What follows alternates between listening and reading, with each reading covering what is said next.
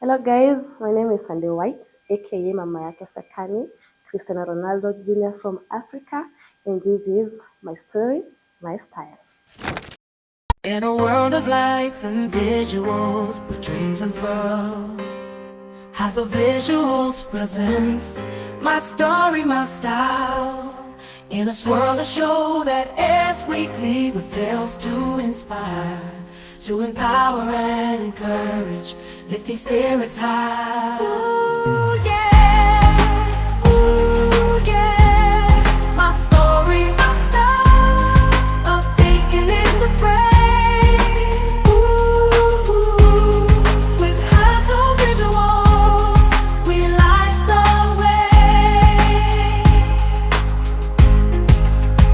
We tackle problems. Hello, blessed people. Thank you for being with us in another episode of My Story, My Style. Sometimes it's hard kukuwa na sisi. Wale watu wanataka kukuja kwa kipindi, by the way. Namba ziko hapa chini hapa. Call that number. Unataka kushare your story? Please come share with us. Share with the world, motivate people. I see. So, before to support kwanza, subscribe bana, rada. Msikuwe wachoyo. So as I start, I would like to big up my partners. Nikianza mahali hapa tulipo, Amon Creations anapiga watu picha, anafanya photo notes.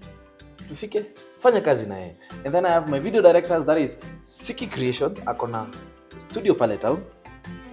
Akona anafanya videos na ni drone pilot. Fanya kazi na yeye pia. And then I have King Visuals, another video director and a drone pilot, akona studio hapa Makutano. Pia tufike tufanya kazi na yeye. And then I have Ray Media, my synergies guy and branding, ako pale town na ako na gift shop. Watu wa Arsenal si tufike pale tutengenezewe mahudi na watu wa Diaries au sio? Huyo mzee wako. And then I can't forget Chris Shifo ako hapa kwa Amon, and my chief editor is Zari Alex of Joe Films. Editor wangu mkubwa sana. And then the sponsor of the episode, that is Exotic Couch and Malls. Ndio wamesponsor kipindi. Sisi tuanze kipindi. So without further ado, so huyu tumweka maji mlishi. Mpigie ngemi. Sasa. Hi. How are you? I'm good. What? Looking good. Thank you. Karibu sana. Asante so much. Sasa ni kuintroduce ama ujiintroduce? Need you introduce? Please do. Hello viewers, my name is Sandy White, or you can also call me Whitney Gasheri, but you're tunaifukuza in the near future. I'm the CEO of Sekma Pricing, the CEO of Sekma Waste Management, the CEO of Fierce Flow for the Feminine Femi, the CEO for the Sekma Football Academy, the CEO for the Sekma Podcast and the Sekma Magazine. I'm a mom to a very brilliant boy, an awesome boy who means the world to me. I'm a daughter to two parents, Mr. and Mrs. Kedenju. I'm a sister to Kelvin Mutuma, Martin Muriongi, and the late Melvin Muredi. I'm the sister-in-law to Betty Kinya, and God forgive me, I don't remember the name of my other sister-in-law, but yeah. Wow. Wewe umesikia introduction kama hiyo kwa hii kipindi tena? Karibu sana. Thank you so much. Sandy White. Yes. So you're white? Of course. Sandy White. Na mimi jikusho wanitaka Isaac Blackman. Let's never black. But niko huku. Umevaa black na white. But sana wa black. Kai, hui. Naitanga Isaac Blackman. Leo uko na black na uko na white. Uko na Sandy White na uko na Isaac Blackman. All right. Right. All right. Karibu sana. Thank you so much. Welcome to My Story, My Style. I've been looking forward to this day. Really? Yeah. For months. And then last night I got sick and I was like, nothing will stop me. Lazima nikuje. So sikia naongea kama Sandy White, naongea kama mzungu. Hiyo ni muhimu. Pole lakini umefeel poa. Yeah, I will feel better. All right. Yeah. Karibu sana. Thank you. So tell us, where did you grow up? I grew up in a village called Mpuri in Mtima West, in North Nyamente constituency in Meru County. Yeah, kumbe ni Meru. Yes, the Meru. Yeah. Antibambuli. Yeah, please. Ukaenda shule wapi primary? I went to Mpuri Primary School for the first few years. And then somehow I shifted to an academy called Churchview Academy. And then after Churchview, I went to high school. I went to Mozambique Girls. Before tuende Mozambique Girls, Oh, acha okay. turudi hapa. Umeniambia ulienda Mpori and then you went to Churchview Yeah. Academy. So how was life and why did you shift from Mpori to Churchview? Okay, first of all, I have these weird traces of my past, especially my childhood. I hardly remember my childhood. I don't know why, but what I remember is I went to Mpori, and then I remember there's a teacher who was so mean to me. Alinichapanga sana sababu ya kuchelewa shule. And then life at Mpori was not so good because my mom was a teacher in that school. So hiyo kitambo kulikuanga na ile story ya mtoto wa mwalimu. So if maybe my mom is teaching maybe like class 7 and class 8, they would somehow bully me because when mtoto wa mwalimu, mama yako alinichapa. So they used to bully me a lot. But the reason as to why I shifted from Mpori to Churchview is because tuliambiwa tunyolewe. I had long, beautiful hair. Yeah, saizi sijile. So because uliambiwa unyolewe Okay, my mom knew how much I loved my hair. And then I loved to put on the pussycat. You know, zile tulikuwa tunashuka holidays and then tunaweka beads huku mwisho. And then my hair was long, so zilikuwa zinafika huko. So after we were told we are supposed to shave, my mom was not okay with it. So she was like, I'm not going to shave you, I'm going to just shift schools. Because honestly, I can't understand, why do we have to shave? Like, my hair is neat. Seniorly in a summer, like, why do I have to shave? So that was the main reason she shifted me to that academy, but she never knew the bullying that I was going through. And you never told her? I never told her till Why? date. I don't know. I think I'm just used to keeping things to myself. Or rather, maybe I have come to take that. Maybe people don't take people seriously. I don't know. But walikuwa wananingoja kwa barabara. And then they used to nickname my mom a very bad name. Walikuwa wanamuita Mundu. Like darkness. Why? Sijawahi understand. Now imagine class 7 and class 8, grown girls who look like, forgive me, but they used to look like mothers back then. Like they were so mature. Like ukiangalia time yetu tukua class 7 na class 7 hiyo time, they looked like moms. They used to freak me out. And waningoja kwa barabara. Mtoto wa Mundu, kana kamundu, kana kamundu. And they would bully me all the way to the gate. Now, it was funny, but it was sad. But now you couldn't tell your mom why? Just because you I want to keep think it to I yourself. just used to take them to be a little bit not human. Like, I think by the time nilikuwa nafika home nilikuwa nishasahau, like they were like null and void to me. But truth be told, hata kama nilikuwa na blush off, there's that part of me that was paining. Like nikijua the next day naenda shule. Yeah. Shule nitakuwa bullied, break time. Time ya kwenda home nangojewa kwa gate. It was bad, but I used to not think about it. Okay. So ukatoka sasa juu ya kunyolewa nini ukaenda Churchview? Yes, I went to Churchview, an academy. Yeah. We used to dress in maroon dresses. But we used to wear blue. We went to maroon with some blue on the hands and the collar. The first time nilivaa your uniform, I felt so good. I don't know why, but I felt so good. Because it was an academy, not the public schools. I was like, so I went to Churchview Academy. It was a school that had a church inside.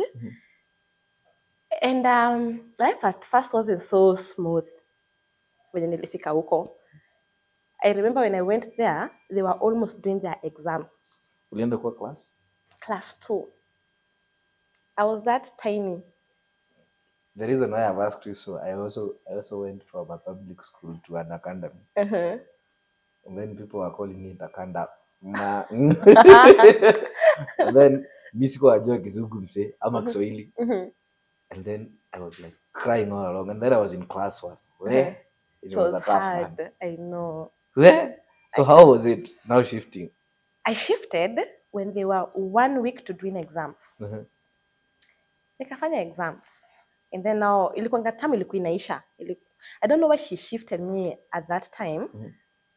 sijai understand na sijai uliza, but tulikuwa tunafanya exams and we did our exams and then tukaenda kupewa the results. And I was number last.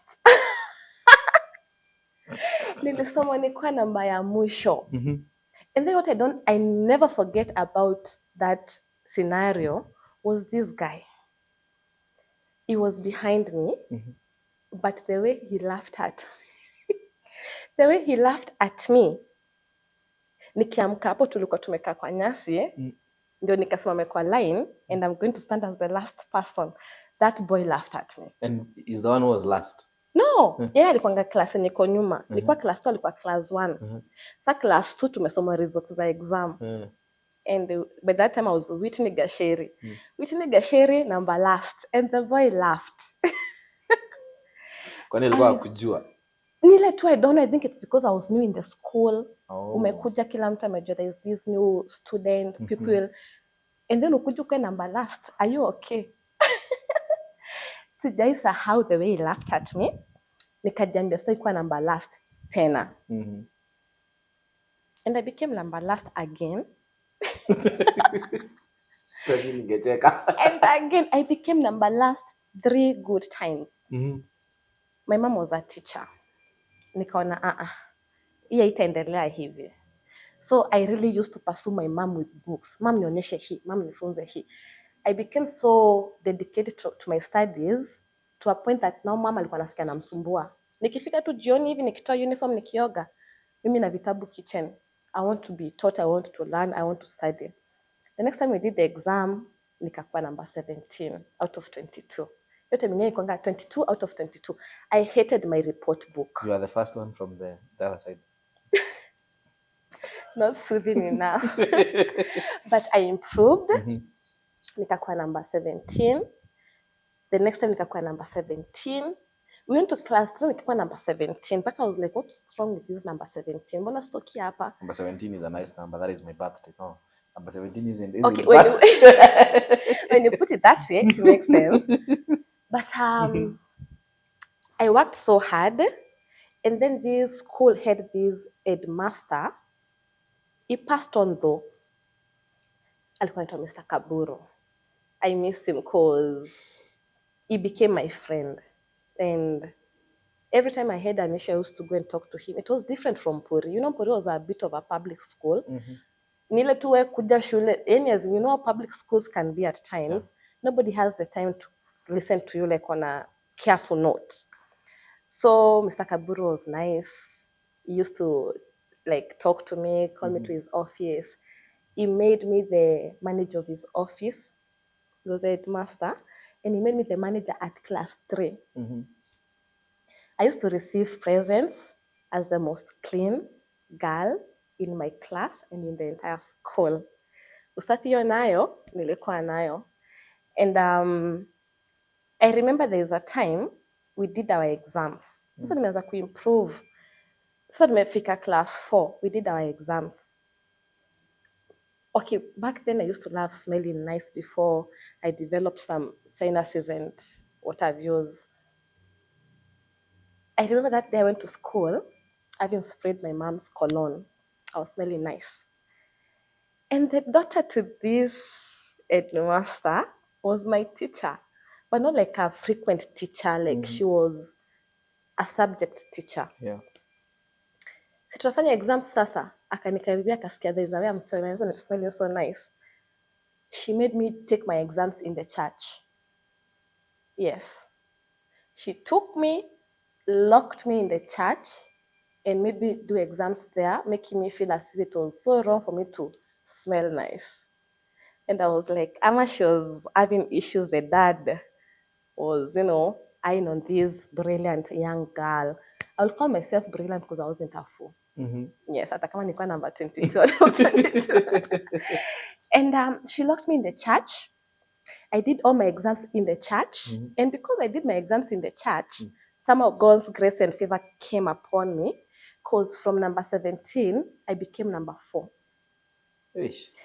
Siku hata naamini. Such a pain.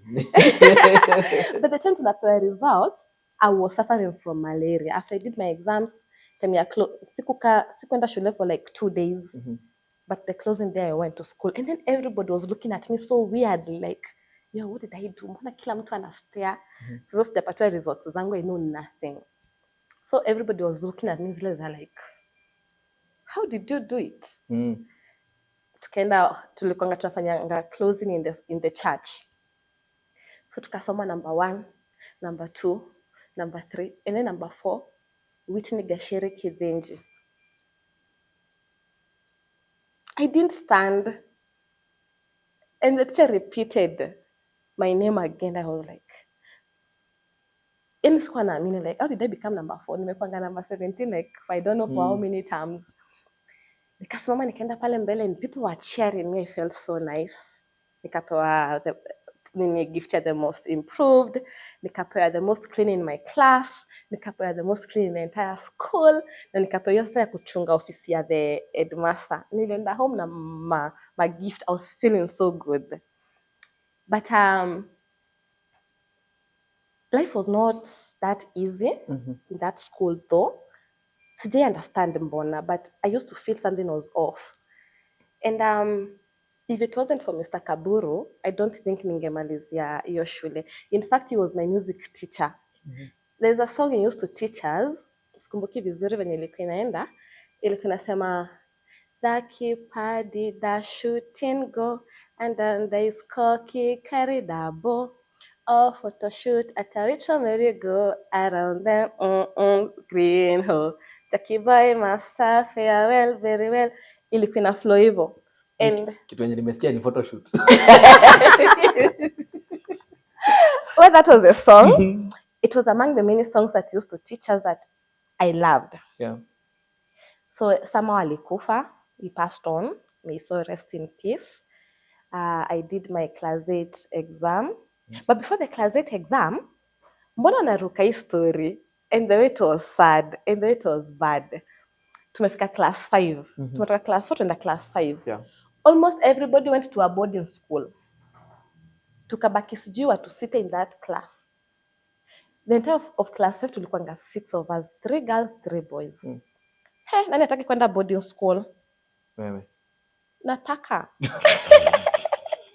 So I went to my parents, I was like, oh, I want to go to boarding school. I want to go to boarding school. Dad akaniambia, sawa, I'll take you to boarding school. It took me to a school called Kianjai Circuit Boarding. Iko side za Kianjai. Hiyo shule walikuwa wamejaa. So they didn't want more students. So mkikuja interview, mlikuwa mnapewa exam yenye iko juu yenu, ndio ufail, ndio wasikeni kama wamekwambia no. So into that school, I think we were around 30 of us who were doing the interview. And tulienda class 6, but tulipewa exam ya class 8. And I was the only one who topped. And because of my composition writing, the headmaster was like, huyu atumwachili, we want her in our school. So I felt so proud, like, among us hao wote mimi ndo nimechaguli. I didn't know nilikuwa nachaguliwa shule na Kakamiti prison. God knows I hate that school till date. The first term was okay. Tukaingia second term. Hakuna maji shule. I'm in class 6. We have to go chota maji sijui how many kilometers away. And don't forget, elephants are visiting us in school. Unapata mko class na elephants zinakuja shule. So life ya kuchota maji, and then I have a basin. Imagine a class 6 kid aenda kuchota maji. By the time nafika shule, hakuna maji kwa basin, imesha. Juu nitabeba tu hivi, nimejiekele imemwagika yote. And I hated that. I was like, this is not school. So unapata wengine kwa class, you have to sneak out at night, preps za usiku, kwenda kuchota kwa bucket za nyewe kidogo ndio at least ujaze yako ya kuoga morning, because if you don't chota ya wengine utatoa wapi maji? And I was like, no, I hate this school. I need to get out of this prison. Nikashindwa hata kuconcentrate shule. And then the food, there was something wrong with the rice. Wala lunchtime ikifika, I used to get so nauseous. Kwanza nikisikia harufu ya mchele, I don't know what was wrong with that rice. Sisi kama ni homesick ilikuwa inatoboka in different dimensions. But ndio tumefika class 6 tumefunzwa stories za the reproductive system. We are Tu change hii kipindi tukafanyie pale kwa ile kitanda. tumefika kwa the reproductive system. Mali tunafunzwa stories za hiyo time wanaita the penis, the vagina, you get them. And I was like, this is a strategy for me to get out of this school. Guess what I did? I wrote myself a letter. Akili yangu inanionyesha teacher akiona my life is in danger, atapigia wazazi na nitambua niende home. I wrote myself a letter now describing how the penis will penetrate as we were taught. Now mimi nimejiandikia ni anonymous. Kumbe anonymous ijaanza saa hizi. Na nikajiwekea kwa locker, nikajiwekea kwa vitabu. So nilitoa like I was concerned like hii imetoka wapi?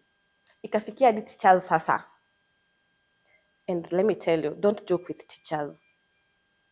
I don't know what is wrong with those people. Like there's a way they are trained. Yani the way nilikuwa nimefikiwa and writing, they were able to know it wasn't someone else, it was me. But before then, aliita all the boys sasa kakuja class. Turn of events. I didn't expect that because if I knew that would have happened, singejiandikia hiyo barua. Aki alitandika watoto wa watu. May God forgive me. But let me tell you. Because they came to class and ameandika barua. No guy lifted their hand because obviously hakuna mwenye alikuwa ameniandikia. Mimi kwa najua watu na my life is in danger, there's a penny somewhere that wants to do 1 2 3 and they will take me home. Kumbe it doesn't work that way. Walitandikwa in a way that I was like, I didn't expect this. Ushoni la akili ya mtoto kifanya kazi, ujue akili ya watu wakubwa venye nafanya kazi. And venye alichapa wote, wakaonekana kuna mwenye anasema ni yeye. He took me to his office. That's the way I used to shape my F. It was so unique. Na kuna mwingine alikuwa na shape F yake hivyo class. Lakini barua, hiyo F iko hapo. Nikajulikana, haya. So you wrote the letter to yourself. I tried to explain myself. Instead of this teacher understanding, I was going crazy with homesick and something was off. Alinitandika. Alinichapa nikajikojolea. Sijai msahau. Mimi hata nimpate town siwezi hata msalimia, God forgive me, but I cannot. He beat me as if he wanted to kill me. I could not wait for the closing to come. Closing ikakuja. My dad akakuja. I expected my mom. My dad came. Akaambia what I did, nini. He didn't care so much. Tukaenda home. That time akanirudisha huko. In fact, sikuwa nasoma. Most of the time I was feeling depressed. I was feeling sad. I became suicidal. I don't know. I hated the school. It was like committee prison. Mimi hata kama tunasemanga, I don't think I'll take my child to a boarding school. Akitaka nitampeleka. Akisema nimtoa nitamtoa. So this time nikarudi that term. Nikajiambia next year, huku ndio sirudi. Hata wafanye nini huku ndio sirudi. Because I remember going to class 7, I told my mom, if you take me back to that school, I will kill myself. And I meant every word of that. So she was like, where do you want to go? Mami, take me back to where I was. She took me back to Churchville. So ukatoka Kenzai ukarudi. Yes.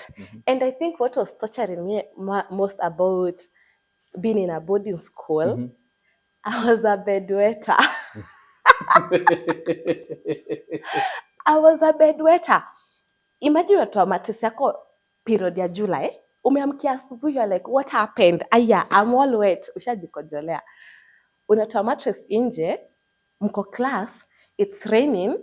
You don't want the boys to know that you bedwet. So erio mattress inyeshewe nje. Ebu sasa niambie usiku nitalala wapi? Unalalia mattress iko na maji, juu ile maji yako yenye ulimwagilia. So it was bad.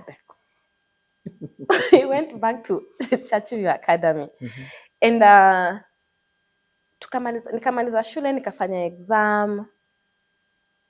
During the day that I was supposed to do the exam, the KCPE exam, hatukufanyia church view. Tulikuwa wachache sana, the whatever protocol ya education doesn't allow few kids to partake the exam.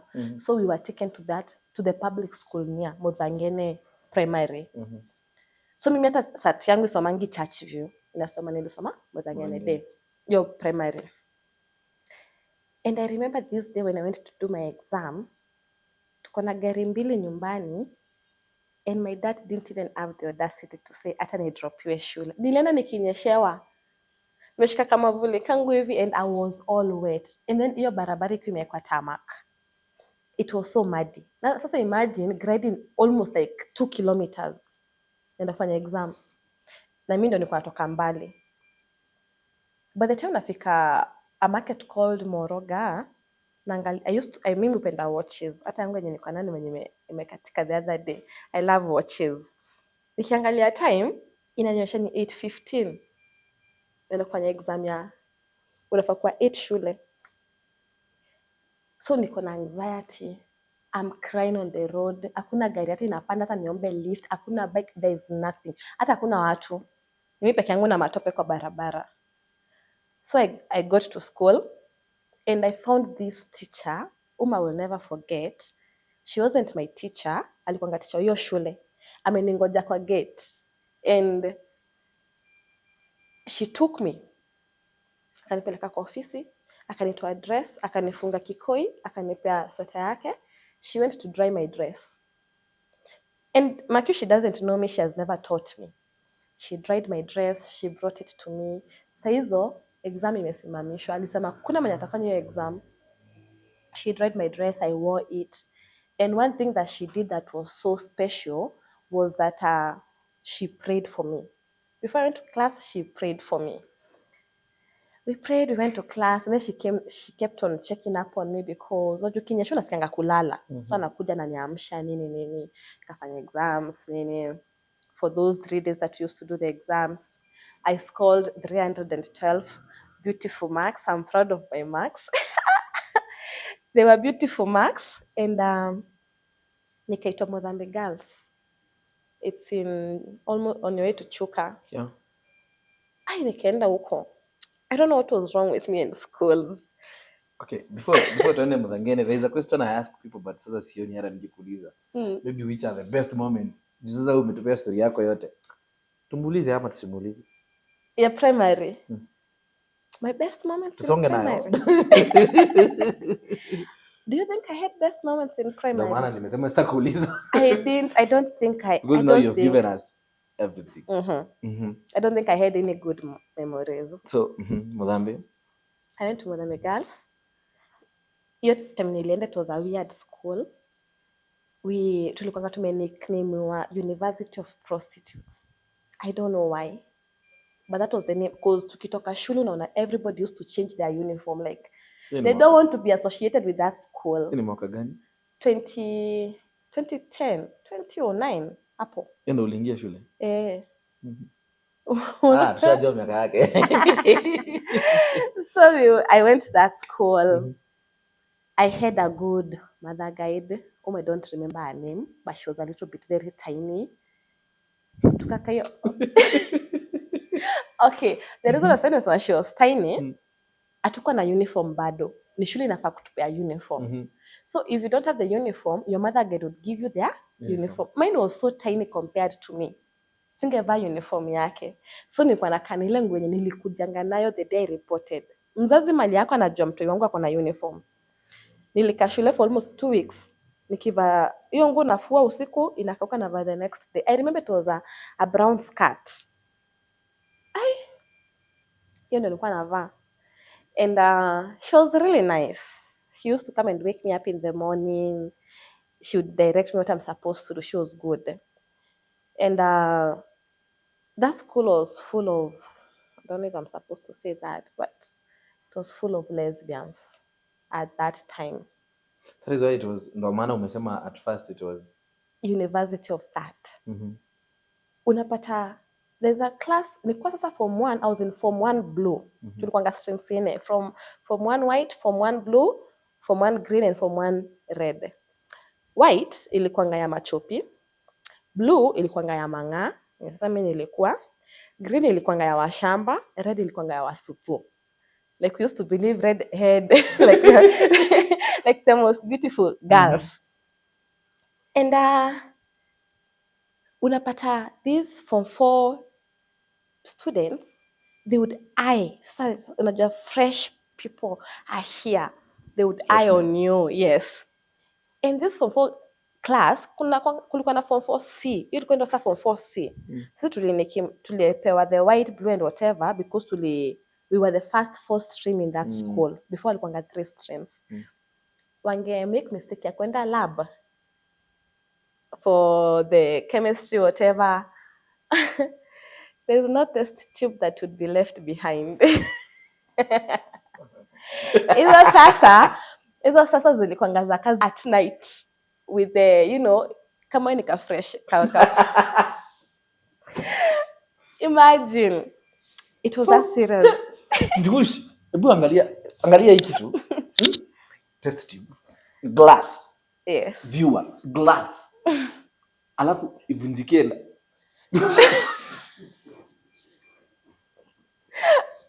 Yeah. Usi make mistakes. Sasa ya waende sasa kwa shamba, the agriculture students. Kuna carrots kwa shamba. Don't make a carrot. Test tube. Yes. Yes, and time ya matunda ukichelewa kuingia hall kuchukua ndizi yako, 4 months hatupati mandizi. You can imagine how it used to feel. But it wasn't a bad school. Ilikuwa tu hapo, but I didn't stay for long in that school. I used to get sick a lot. So napata most of the time nilikuanga home kuliko shule. Unapata nimekujiwa for 1 week, nimerudi shule for 2 days, nimeenda tena nyumbani for 2 weeks, nimerudi shule for 3 days. So mama akanipeleka hosi, like she wanted to know why is it that tunaenda hosi na pimo there is nothing wrong. So there's one doctor who said we changed niende, they said that climate was a bit cold for me, wanipeleke to a more warmer climate. They took me to Rere Girls. It's because it's warm. Kufika sasa Rere Girls, there was a teacher that used to teach me in Mozambique Girls. My English teacher, my favorite subject, and she hated me. Vile tu nimeland uko Rere Girls hivi, the next day ndiye huyu amepostiwa huko. Unasikia nimemwacha Mozambique Girls? She hated me. She used to treat me so bad. I go to a new school, nimereport kama leo, and the next day assembly, tuna introduce our new teacher, and I'm like, no, this can't be. The same teacher that hated me, treated me like, I don't know why he hated me, by the way. Like, kuna yule teacher nasema nyewe nimempea reason. Huyo she didn't have a reason. She was just in her own world. Nikaenda sasa Rere Girls. She saw me, she was like, oh, Whitney, you're here. I was like, yes, madam, I'm here. And then I was like, this is now another hell for me. Good luck. She was just a deputy headmistress. And life wasn't good with her being there. Ushuhuda yule mtu anakani kama tu ametumwa na life tu kukufuata mali popote unaenda and to just torture you. But Rere Girls was a bit nice, but it was odd. Like, I don't know why I used to feel off. Ushisikia like you don't belong. I never used to belong anywhere. And I had this teacher, alikuwa teacher wa home science. Pia naye alikuwa ananichukia. The only teacher that loved me in that school was the principal. The principal used to tell me, sasa nimeenda form 2 huko, but she used to tell me, I would want you to be my daughter-in-law. I'm in form 2, what are you talking about? I'm like, really? She's like, yeah, I want you to be my daughter-in-law. I would want my son to marry a beautiful girl like you. She used to say I'm very beautiful. And yeah, I know I am. So, so she used to tell me that. So nikienda kwake na shida, she used to listen to me. Ikafikanga time sasa tumeenda form 3. Tukifika form 3, tumemaliza first term, tumerudi tuition. So tumeenda tuition, lights zimepotea, so tukaendelea kulala. Sasa domi yetu. Kumbe tutakujiwa. And tulitolewa nje, tukaparediwa kwa nyasi, tulale on our tummies. And these teachers thrashed us. Walitutandika. Kwa God, I never forget. Ushaiekelewa kiboko kwa haga mpaka you're like no, wacha masomo ikae by the way, wacha ikae for good. Nakumbuka huyo deputy alikuja, aliniekelea za kwanza 2. Ushaigonga unang'oa nyasi, by the time she's gone umeng'oa nyasi mpaka na roots. When unasikia hiyo pain. Huyo akapita, we were 72 of us. Walikuwa nalala kwa hiyo dorm form 3 and form 4 wenye wako wameamka sasa. Huyo akapita. The teacher that hated me, my home science teacher, akakuja. Anasema uncover yourselves. We uncovered ourselves. Now my hair was long and it was shaggy. So she could not see who it was. So mwenye alikuwa next kwangu alikuwa mcoast. I don't know what happened, but somehow I click. Mimi na ujinga yangu, I looked at this teacher and she was like, oh, so it's you. Akaambia ninekelea viboko zingine 2, nikaona huyu akinekelea ya 3, I will be dead. By the time I'm waking up, ndio nikimbie, akanekelea moja ya, I don't know kama ni west ama nitasema ni wapi. Because alinigonga nikaanza, like, she was the one who triggered my menses. It's not funny, but by that time, mimi sikuwa nimeanza like my menstrual period. But venye niligongwa na hiyo kiboko, by the time natoka hapa nipike pale, nishaanza kunyesha.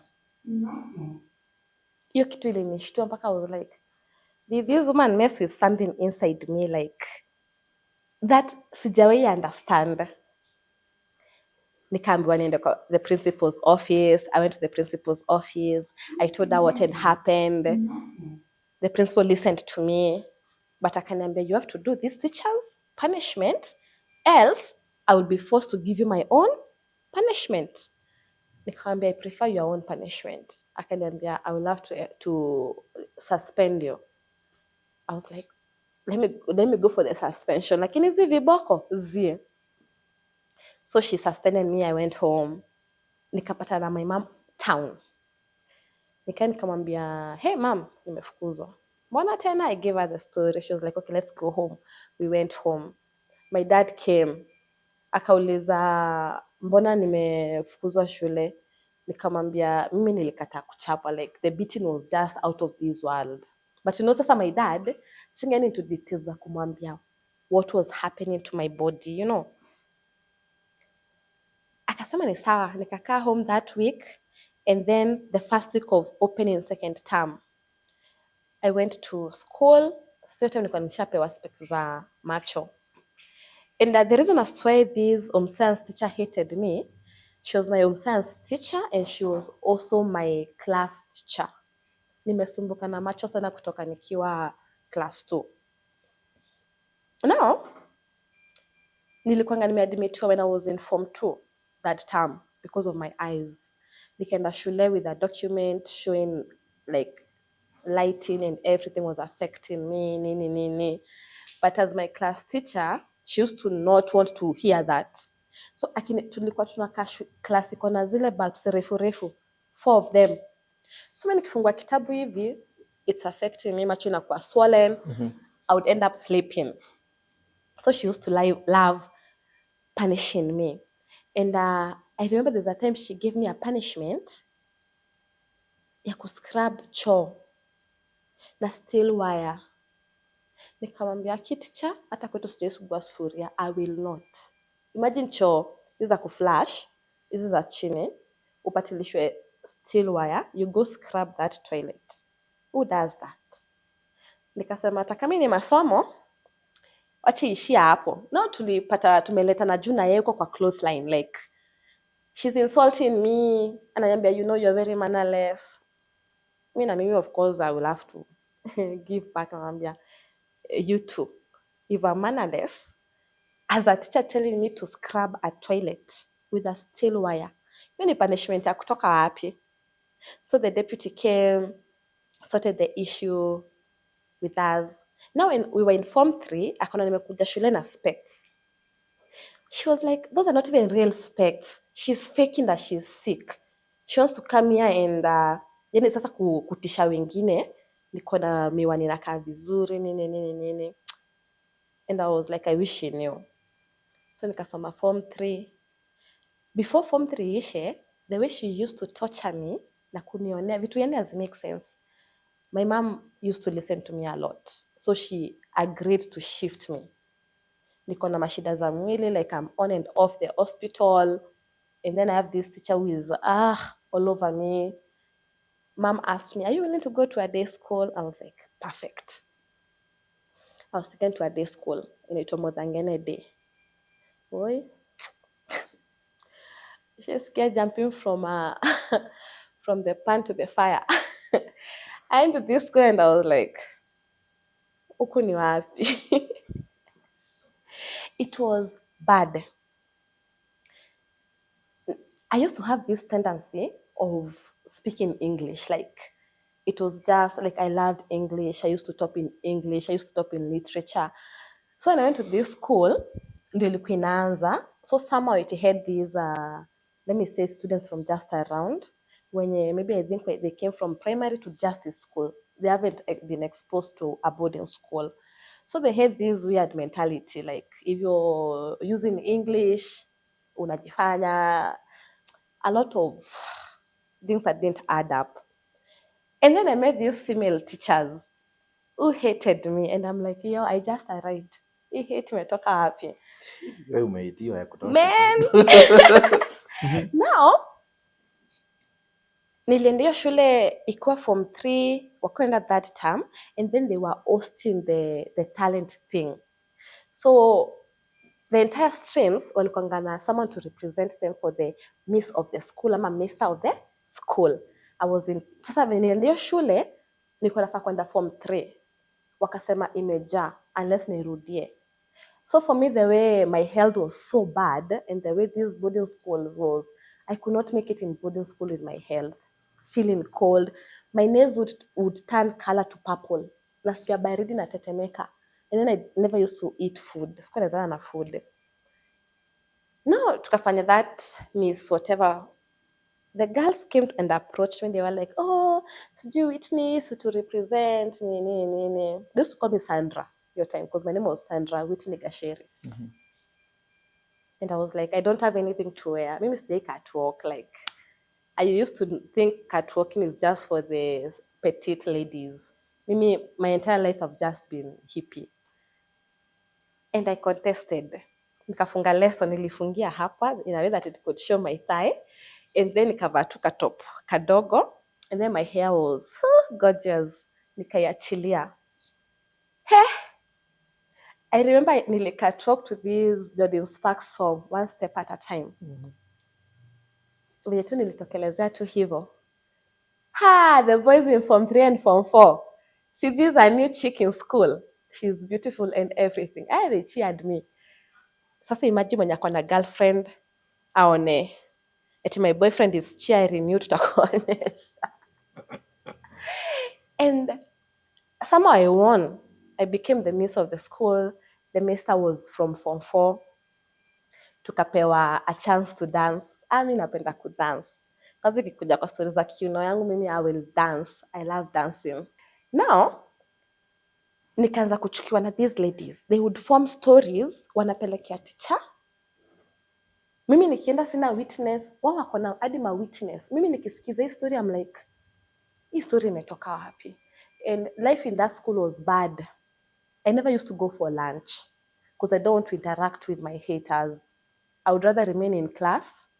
Waende lunch wamalize, teacher kuja malize subjects zake, we go home. I used to walk home alone. Until there was this guy. Sasa tukienda sinimaliza sasa form 2 yenye nilirudia, tunaenda form 3 in that school. This guy was supposed to go to form 4, but somehow he chose to rewind. So takuja form 3, I didn't have a desk mate, so he became my desk mate. And then I think alinotice naendanga home peke yangu. So the guy one day akanipata kwa barabara. Hey, mbona utemenga peke yako? Sijui what. We clicked, we started talking, we started going home together. Kumbe nitaitishwa wazazi.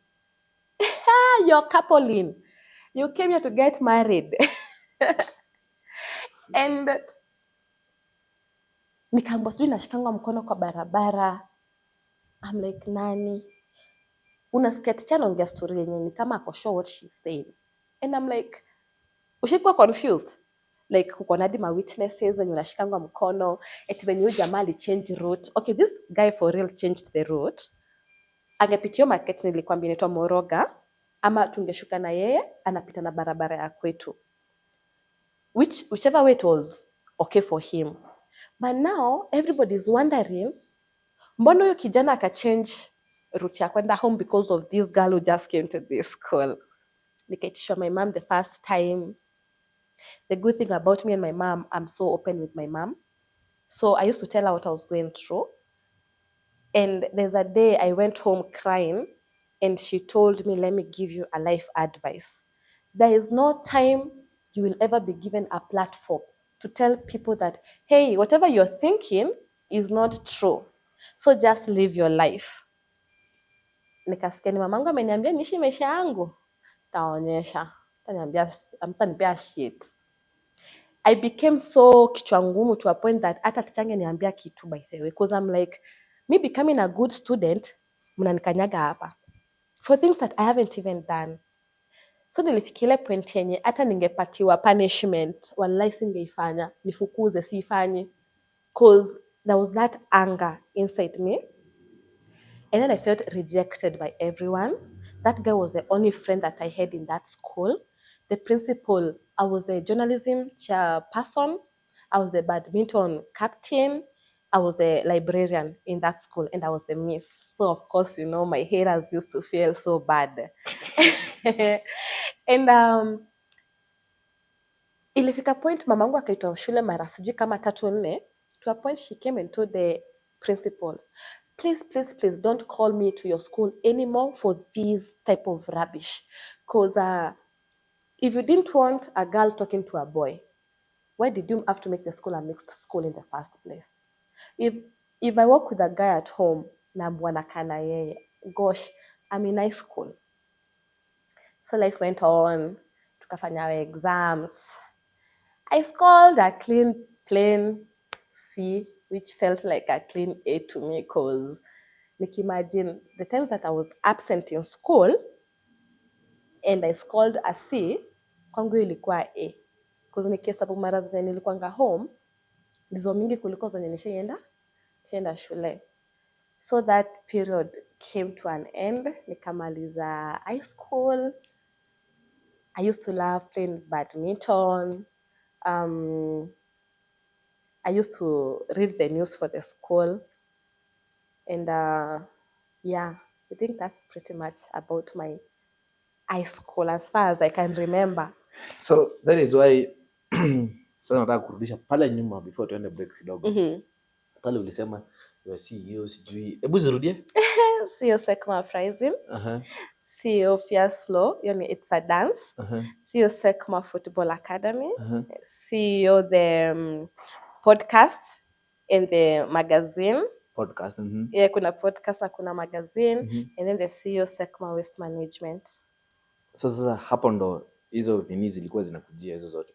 Hizo? Hizo the hobbies and the likes. Imagine whatever I am CEO in right now is not journalism anyway. Na podcast iko huko. I think sasa nilikuwa na I had an hidden talent back then because mimi sikuwa nasoma hata news na makaratasi Hapa. Okay. Za kizungu. Acha tuende break kidogo, tukuje tuambiwe Sandy White. Bora apenda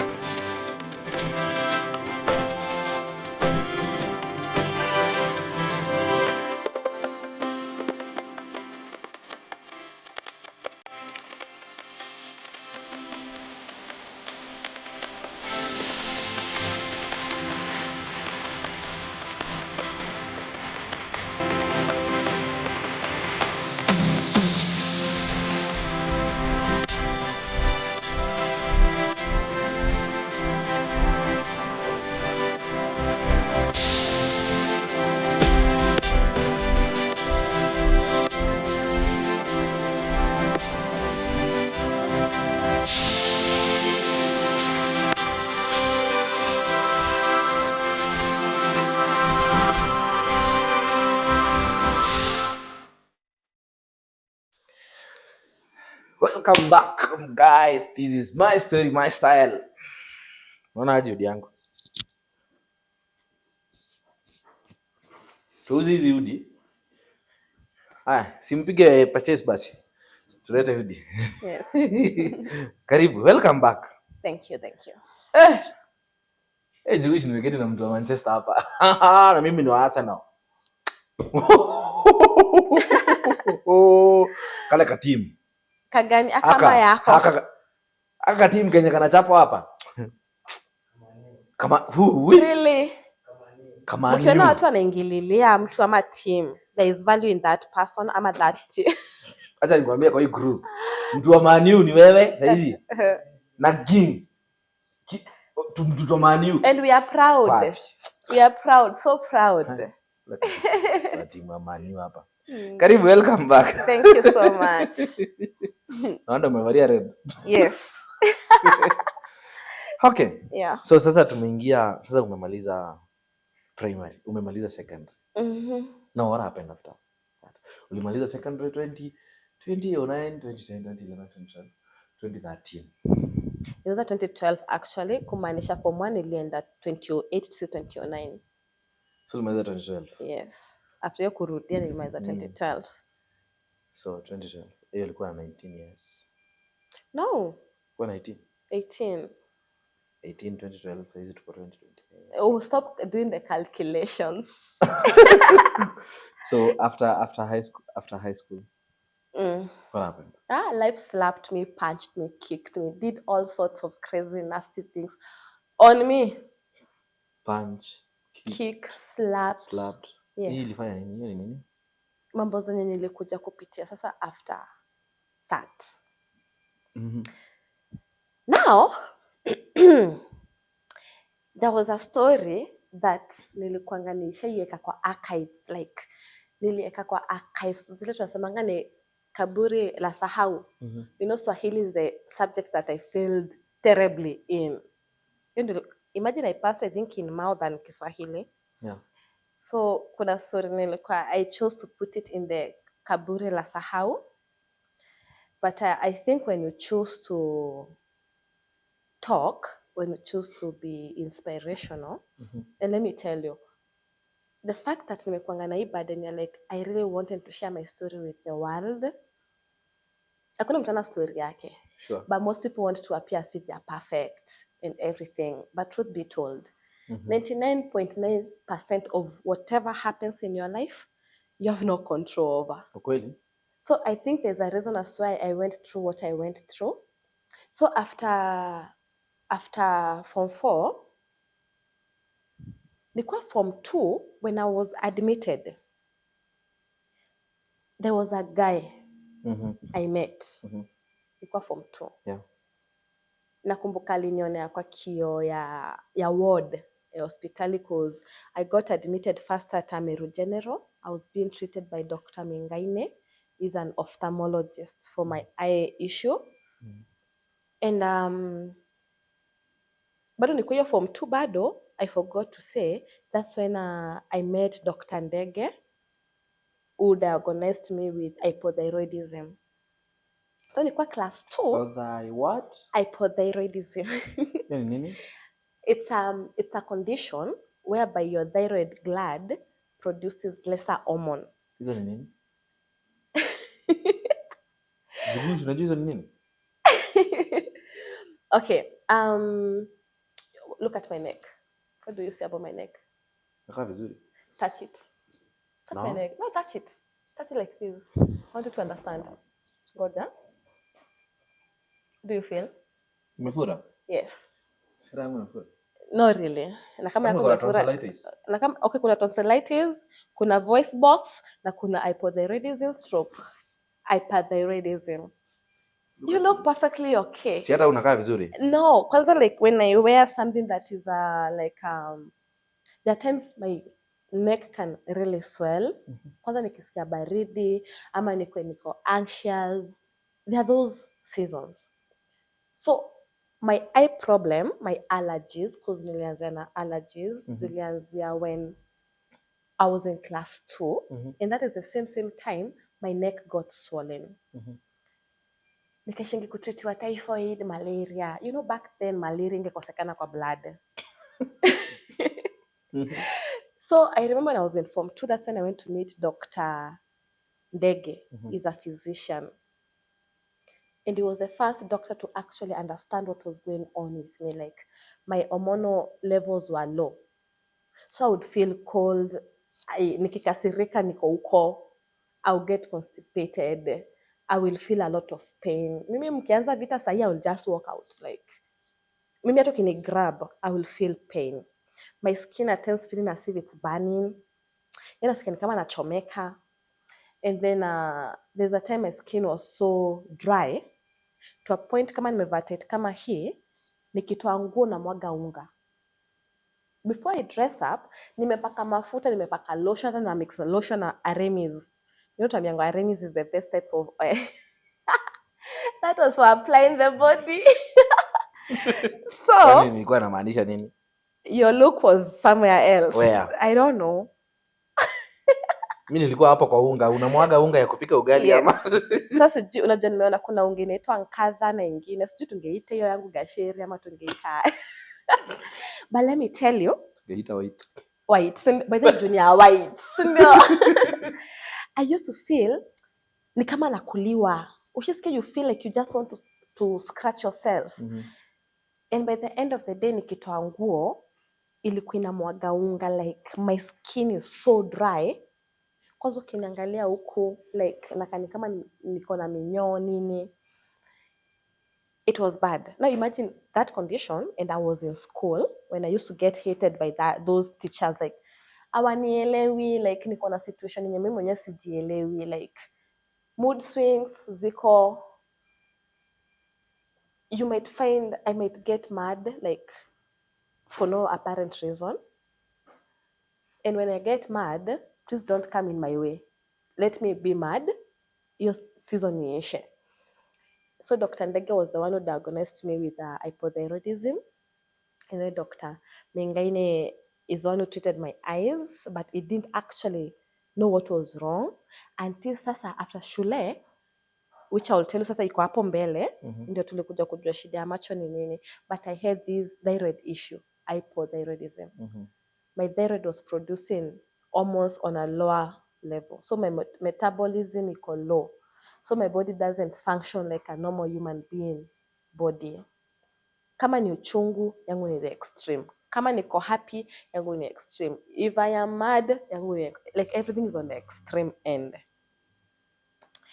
Na nikamaliza form 4. So this guy that I met kwa hiyo dirisha ya hospitali. Compenda extreme. Oh my goodness. Not really though, but nilimpenda. Okay. You know when your hormones are growing, when you're becoming a teenager, you're feeling good, right? Mwili imefika mali nataka kutachwa. You know these things are normal, right? We just get those things. Sijai feel nataka kutachwa. Can I tell you something funny? Njugusha anaendanga kinyozi, anaenda kufanyiwa massage, afanyiwa massage. Funny enough, mimi nikienda huko spa, unijaribu uniguze, hebu nioshe hata na mimi. What's your reason for not accepting that? Sijui. I don't know, mimi sipendi kuguzwa. Unaanga ni upuzi. Unaniguza aje sasa? Why are you touching? Sini massage. Niko sawa, nikilala niko sawa. Kama unikao unaniguza kama njugushi. Well, I think you're the first man nimesikia akisema because most of them want to go there because they want to be touched. Njugushi.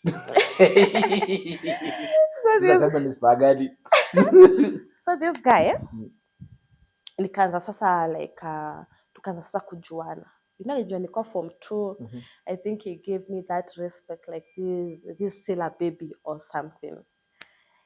Now this story, I'd put it in my archives and I'd said I would never talk of this story in my entire life. But truth be told, you cannot forget something that you have gone through.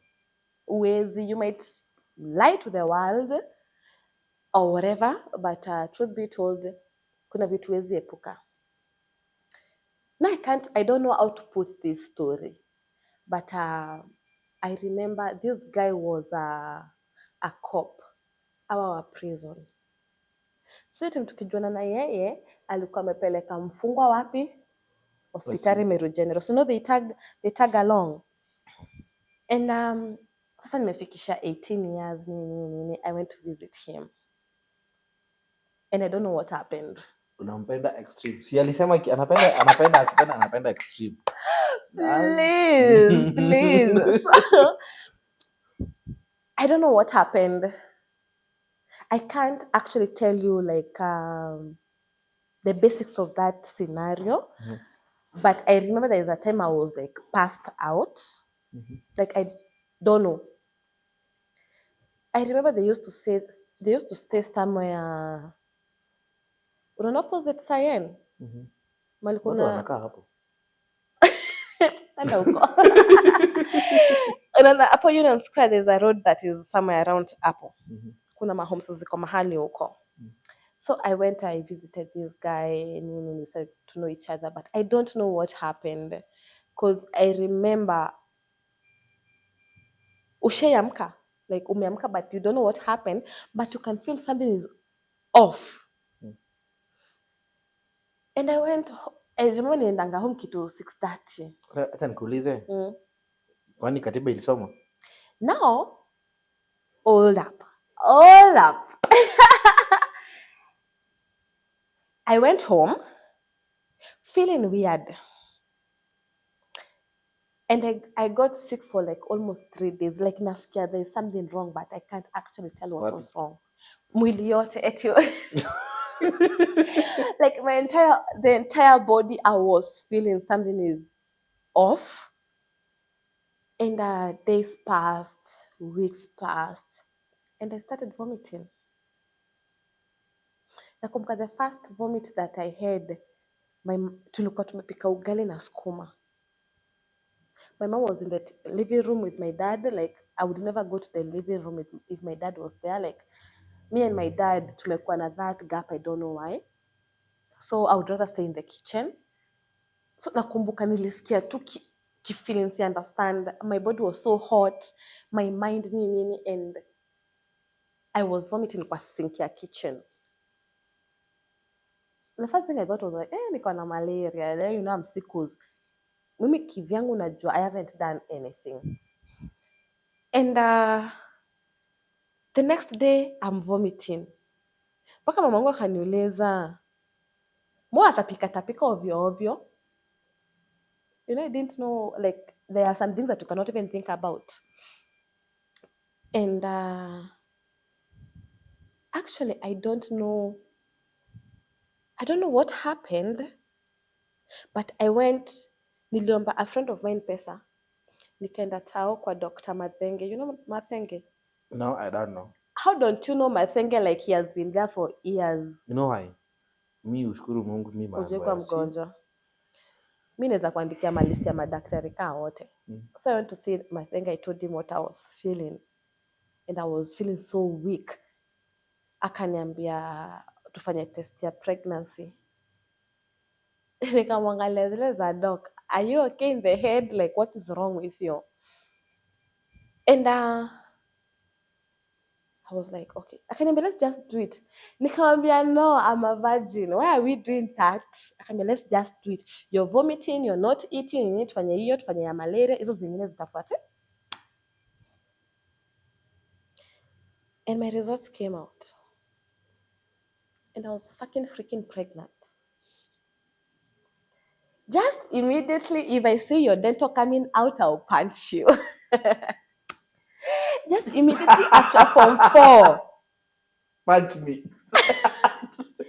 I was pregnant. And I don't remember ever having sex. And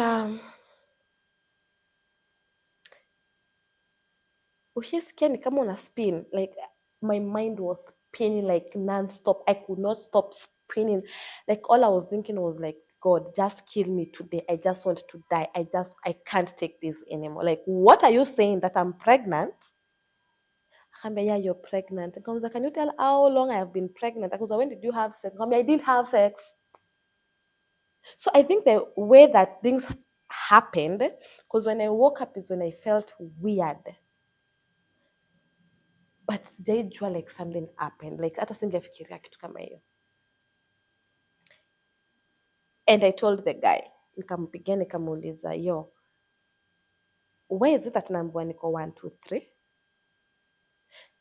The guy alikana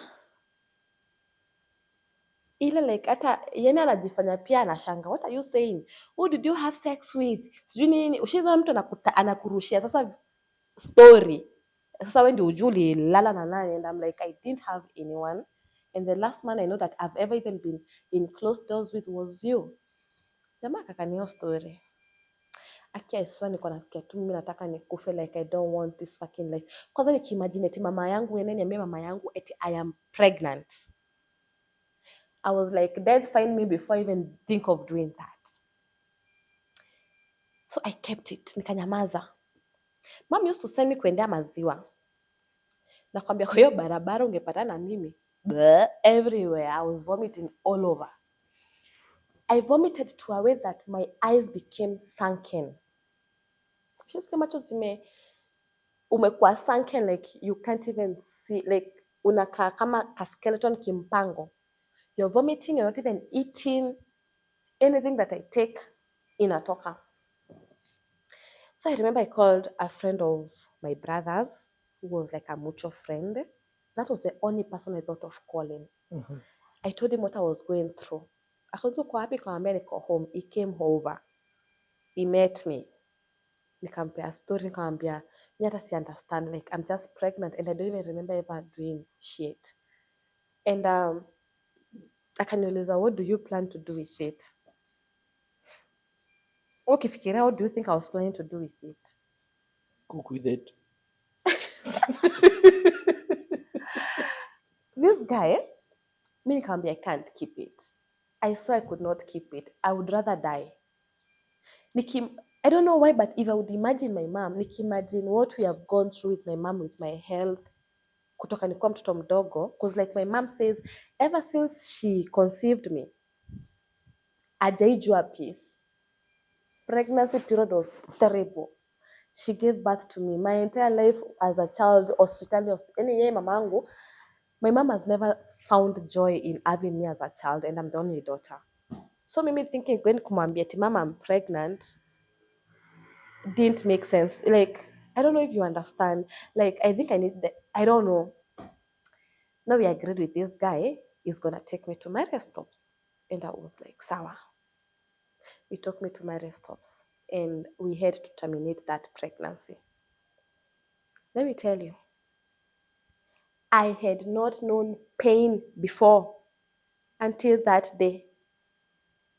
That pain of having an abortion is pain that I cannot even wish on my enemies, because the doctor aliniambia sijui we have to do, alikuwa anaita nini Mungu wangu, something I don't know, what, evacuation or something, like you somehow have to be, oh fuck man, nimefeel kitovu uchungu.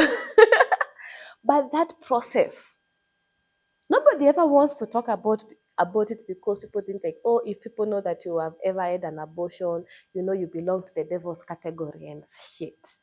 But nobody ever asks themselves, before someone gets to that point of doing that, what type of a situation are you in? Leave even alone physically, mentally, uko akili na kaaje. Don't forget, my life back then, I didn't have friends. Shule sina marafiki. Kwa kijiji sina marafiki. I'm hated juu mimi ni mtoto wa mwalimu. There was that weird mindset. And now here I am, pregnant. Who do I turn to? I turned to that guy because he was the only guy I used to see anakuja home, tunaongea, tunacheka. Somehow I felt I could trust him. And honestly, he paid for everything. Alilipia kila kitu. Na ni mtu mwenye we have never like ever had any relations, but he took me like a smaller sister. That pain was bad, because I cried to a point that I could not even cry anymore. I went back home that day, and kuna kale kakadu napeagwa. I don't even know where I kept it, because I remember my mom calling me and asking me, sasa in Kimeru, ante ukoria? inorari tamoriana ambo kumenda nini Maria stops wala nini hata sijui nilimwambia nini, but nilikani hiyo story, she tried to dig deep like what was happening, but I blocked her out of it because the last thing I ever wanted to feel is that I had hurt my mom, in spite what she had sacrificed for me. Yote nilikuwa nakuwa mgonjwa, my dad used to say I'm pretending. So alikuwa amefika point akaambia my mom akitaka anijenge shule nyumbani. He thinks I'm faking it to a point he's like, "Ogamonanore ukombana nawe." So nikimagine what she has gone through, especially having her own husband kumuingilia because of me, the last thing I would ever want to do was make her feel as if I have failed her. So I tried to hide it as much as possible. Na nikaifunikia na nikaitupa sijui wapi. So you want to mean hadi leo? Hadi They don't sahi. know. So today wakiwatch hii kipindi na watajua. Yes. And that went on. Results zilikuwa zimetoka, nikataka kukuwa an hotel manager. So I wanted to go to utalii. So my mom paid my transport. I went to utalii. At utalii, I went to stay at my auntie's place in Kasarani. That auntie of mine is my lookalike. But when I went to her place, I got this hate. Like this, she's repelling me. She was in Tunisia by then. So kwa nyumba yake niko mimi, the daughter, the house help and the husband and the daughter-in-law, the sister-in-law. And the husband took me to utalii, akaniambia, in case you don't find your way back, just call me, I'll come pick you up, blah blah blah blah. Nikafanya interview. I found my own way back. Like when nikipotea, unajua mali unaenda, so huwezi potea obviously. And I remember my auntie calling me and asking me to just leave her home. Nikikaa kwake, the daughter was not this man's daughter. Wewe tu unapata mko single mom, unapata na mtu. So the sister-in-law in a way used to treat this girl in my presence. And I used to feel, no, this is my blood. You will not treat her the way you want to treat her. So somehow my auntie in Tunisia, I don't know, so she thought it's like maybe I was eyeing on the husband. So she somehow called me, oh, umemaliza interview, you can go home.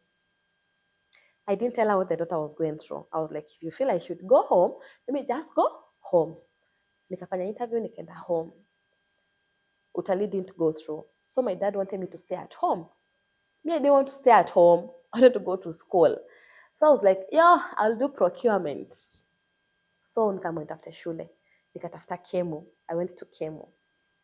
And when I went to Kemu, I remember the first trimester was okay, the second one, the third one. Now everybody was doing business administration. Me, I wanted to do procurement. So I chose to specialize in procurement. So I was the only student. So I used to meet my lecturer in the office. And life went on. Ikafika sasa time ya kugraduate.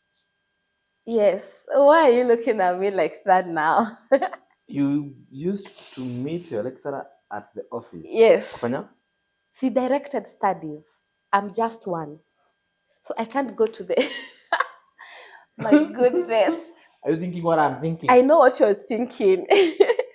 But I could not go to class because niko peke yangu. So just go to his office and ananipatia assignments. Maybe we study a topic. Your story inaisha. So vitu zifanyika? Now listen to what happened. Nasikia anafanya directed studies. So in between hapa, kuna stories zenye zinatafupia zenye zili happen. But on the education part, this lecturer, I don't know what he used to do. Because when I went to graduate, nikafanya clearance, kufika pale mwisho nikaambiwa, yo, you ain't gonna graduate, madam. I'm like, oh, why not? Nikaambiwa, you have been doing the wrong units. Nikauliza, what do you mean? Kumbe, nimekuwa nikipewa the wrong units. And I was like, nikapigia yule lecturer. Kumbe ametolewa the main campus, amepostiwa Nakuru. That's when Kemu had department universities all over before zifungwe. So he was in Nakuru. So I called him and I was like, yo, Nambo star graduated, nimefanya wrong unit. And he was like, yeah, I did that on purpose. I was like, what do you mean? Eti nilikuwa nakutaka, wewe watu kuna unanipea attention. I was like, what do you mean? I swear I never saw any, like any whatever from this guy. Okay, no, ama tunazitanga hizo signs and symptoms. I never saw them. And then I was, because of what had happened to me back, hiyo time after shule, nilikuwa naona mwanaume na mrepel very fast. So akili yangu ikuanga into men. So akaniambia, yes, he did that on purpose. Imagine I could not graduate. I had to go back to school. But now I changed my campus from main campus to Nairobi campus. I went to Nairobi campus kumalizia huko, whereby I used to live with my auntie, another auntie now. Oh, another one. Oh. Si huyu, lakini bado wote ni sisters wa mama yangu. And God forgive me because those women are vipers. May God forgive me, but they are vipers. And vipers, radioto na at times, it's better not to have family than to have family that treats you like crap, you know? Like, I don't think of you like to be there for me. By the time I call you auntie yangu, my mom and my dad had separated. The reason as why they had separated, I had lost my little brother, the late Melvin Morethi. Alikuwa shafanya exam yake ya class 8, but before he did the exam, he fell sick that year, 2014 kitu July. Akapata a swollen part on the neck in a way that he could not even turn. And alikuwa naona doctor a wiki. And then so he was academic to a general. And I remember the time that he was admitted, people used to talk. Oh, Morethi amekufa, oh, Morethi amekufa. And I'm like, yo, Morethi mgani amekufa? My brother is in the hospital and he's okay. So he was discharged, he came back home, akaendelea na shule, akafanya exam yake ya class 8. By that time I had a shop, market ya uko home. Nilikuwa nimefungua shop ya DSTV. Guys used to come and watch football. Yote nilikuwa fan wa football, nilikuwa najua hata ma players. So I don't even ask me, najua tu CR7. CR7. Yes. So, I used to have that shop. So, ilikuwa pia na PS2. This PS2, this boy and bought it na pesa yake. He is the youngest in the family, but that boy was a genius. Alikuwa na fish pod. Tulikuwa tunaenda tuna fish samaki, tunakula. This boy alikuwa na bata zake, bata kama 6, the goose. He had them. Alikuwa na mbuzi zake kama 4, alikuwa na kuku, alikuwa na shamba iko na sukuma. So alikuwa anatoka shule anakuja kwa shamba anaanza kulimia vitu zake. I would feel so motivated like, yo, tumeenda kwa shamba. Nachukua jembe 1, 2, I'm like, no, I wasn't created for this thing. But this boy was, and then he was a computer guru. Like, hata ungempatia simu, mpatie laptop, mpatie nini, he was, hajafunzwa, but he was perfect. And after exam ya class 8, he fell ill. So alikuwa anaenda kwa hiyo shop, mimi nikienda shule Kemu, yeye anaenda kwa shop, maboy wanakuja kucheza PS2 nini. Then alikuwa akaanza kuletwa home akinos bleed, like kitambaa yake imejaa blood. The first time, the second time, the third time, to a point, yeah. To a point. So, my brother would nosebleed to a point that analetwa home, and then my parents would act as if hawaoni. In my own judgment, it's like they never used to notice something was going on. Mpaka nakumbuka siku moja, my cousin came, akaniambia tumeacha Morethi kwa barabara. And I'm like, why would you leave him? Eti amenosebleed a lot, ameshindwa kutembea, tumemwacha wapi? Nilishanga, why would you even leave him behind? So when he was brought, kuna wenye walimleta home, ndo niliuliza my mama and my dad, kwani amuoni mtoto ni mgonjwa? And then they happened as if ni kama wameamka, like ushone watu wanakaa ni kama wameamka into the reality. The next day my mom took him to Meru General. She was sent to Chogoria Hospital, wakaambiwa blood ya kutosha. Wakifika Chogoria akaambiwa huyu kijana ana platelets, you have to go to KNH ndio aiko platelets ndio aiko blood. Akaenda KNH. Nakumbuka on Wednesday they slept kwa hizi viti za OC because watu walikuanga wengi. So on Thursday he was admitted.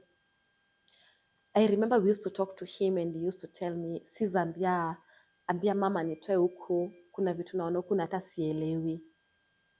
But you know, back then, I could not think of what he's even saying because I wasn't that spiritual enough. But akaka huko Thursday, Friday, Saturday, Sunday. Now Sunday night, I got so sick. Now we were with my cousin, wenye wamekuwa wakiishi na sisi. Tulikuanga na wao hapo. I got so sick, I had fevers all over, naumwa na tumbo, natapika. And I had a dream of him that night. Akinionyesha sijui his bandage on the tummy, telling me that mimi siwezi kufa, na hata nikikufa I will always be with you. He told me a lot of weird things. When I woke up the next day, I didn't think of them because like, yo, my brother is still in the hospital. Like, I don't even think about that.